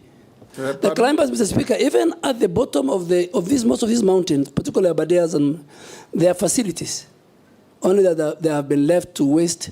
So we need first to have the facilities, the lodges. It can be a very good tourism attraction. And then on top, as they climb. Yeah. Honorable Duale, I think I've climbed Kilimanjaro, so I know what happens. Yes. At every stop where people eat, there should be a bio toilet that can be, the waste can be disposed. Yes. There should be the containers for people to throw the paper, if they're carrying any bottles and so on, but also bandas so that they can sleep at intervals. Because I know that if that doesn't happen, then what happens is the waste ends up being left, and you get volunteers who actually go and pick it up. So it's actually a way of protecting the climbing route. But Mount Kenya is better. Kilimanjaro is a crisis. I'll find out. And in fact, there are 10 of my good friends who have left today for Kilimanjaro for 10 days. But I think it's a very good idea. We will make sure that we implement it. It will help us in increasing the numbers of the people who will climb. And also the climbers to be hired in the Kenya Forest Service and the wildlife. For guidance. Yeah. Mr. Speaker, there's a clarification I would require from the nominee. Because when I asked the question, I said I've read the question from someone called Paul Mutua from Kitui. In his response, he has said that, and this is on record, he said leaders from Machakos and Kitui Now, this is not a leader. This is just a person who sent me the message. I can even share with him. So I would like a clarification. When he says leaders from Machakos and Kitui are basically picking on him, it's important because I'm a leader from Machakos and I'm just reading a question. Because I've hold the Quran. Point of order, Honorable Speaker.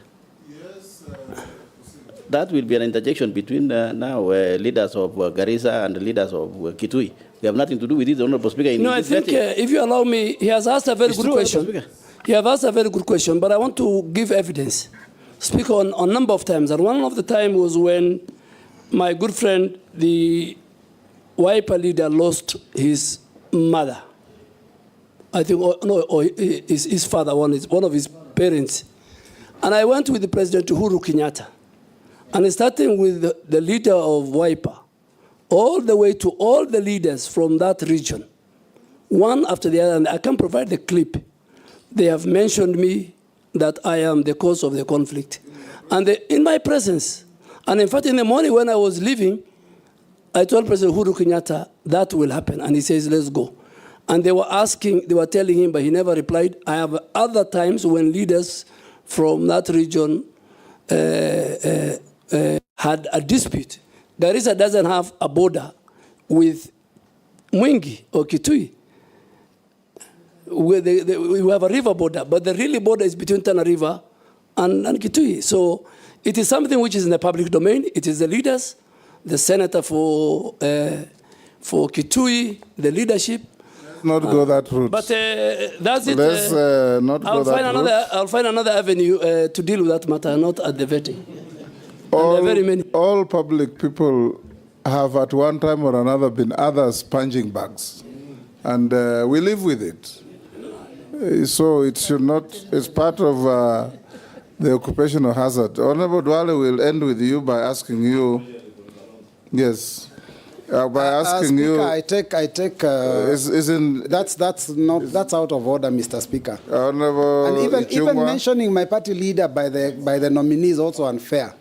Because that was never the issue. I just showed a message from a person, and I said I'm willing to show the message to the candidate. Honorable Kalonzo is not an issue here. Yes. So Mr. Speaker, I withdrew. I have a lot of respect for Honorable Kalonzo. Thank you. I have a lot of respect for Honorable Mbui. He was my schoolmate. I have nothing personal. I am sorry I withdrew. Thank you. Honorable Dwale, now answer the following short questions. Have you been adversely mentioned in any integrity-related reports or investigations? Never in my life, Mr. Speaker.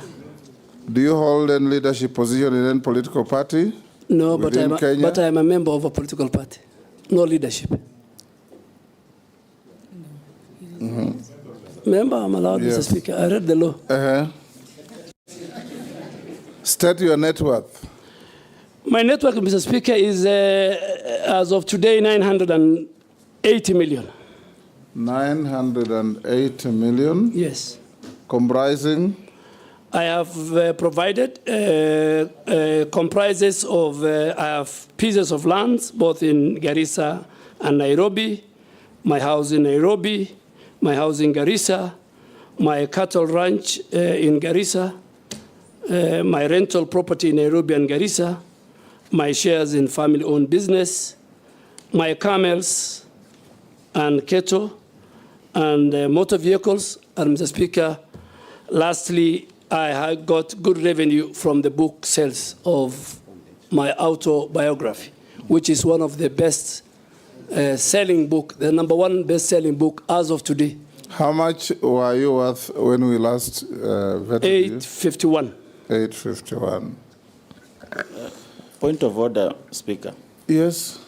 The nominee recently launched his book, and he says that it has good some returns. I mean, there are thousands of books that have been launched in this country. I want to know how yours performed so well. You can ask him on the side. I think you need to read. If you read my book, you'll see it's the best. That is not a fair question. Leave it there. Mr. Speaker, and it is from a research done by book bookshop sellers, textbook center. I bought Nuria. 20 copies and Yes, thank you, distributed Mr. to my Speaker. schools. And I have now done my 4th publication. Honorable Duale, we had received 71 memorandum on you, some supporting, some opposing, and we are satisfied that you answered all of them when we forwarded them to you. We've also checked your documents against what we have. They are correct. Yes? Chair, maybe just as a nominee concludes, because this matter of wealth declaration has become a matter of public interest now, especially to our brothers and sisters in the room. The movement from your last declared net worth to your declared net worth now, can you explain the growth? The growth. How much is it? Almost 130 or so. Honorable Ichungwa is an accountant. And there is both for land investment and real estate property. Usually the appreciation increases between 12 to 15%. So if you calculate 851 by 12% or 15%, that growth that amount will come to it. Yeah. It's about 140 million. Thank you, And Mr. Speaker, also, we have got very good rains, so my livestock grew in number. Yes. Yeah. Okay, Honorable Duale, we are done with you.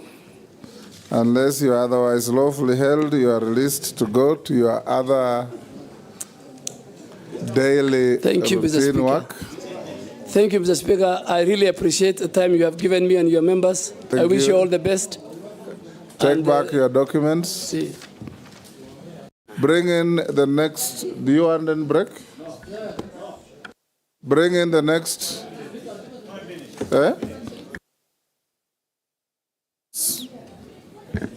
Don't go for lunch. You'll go for lunch after the 3rd. Yeah? Only 5 minutes. Robert.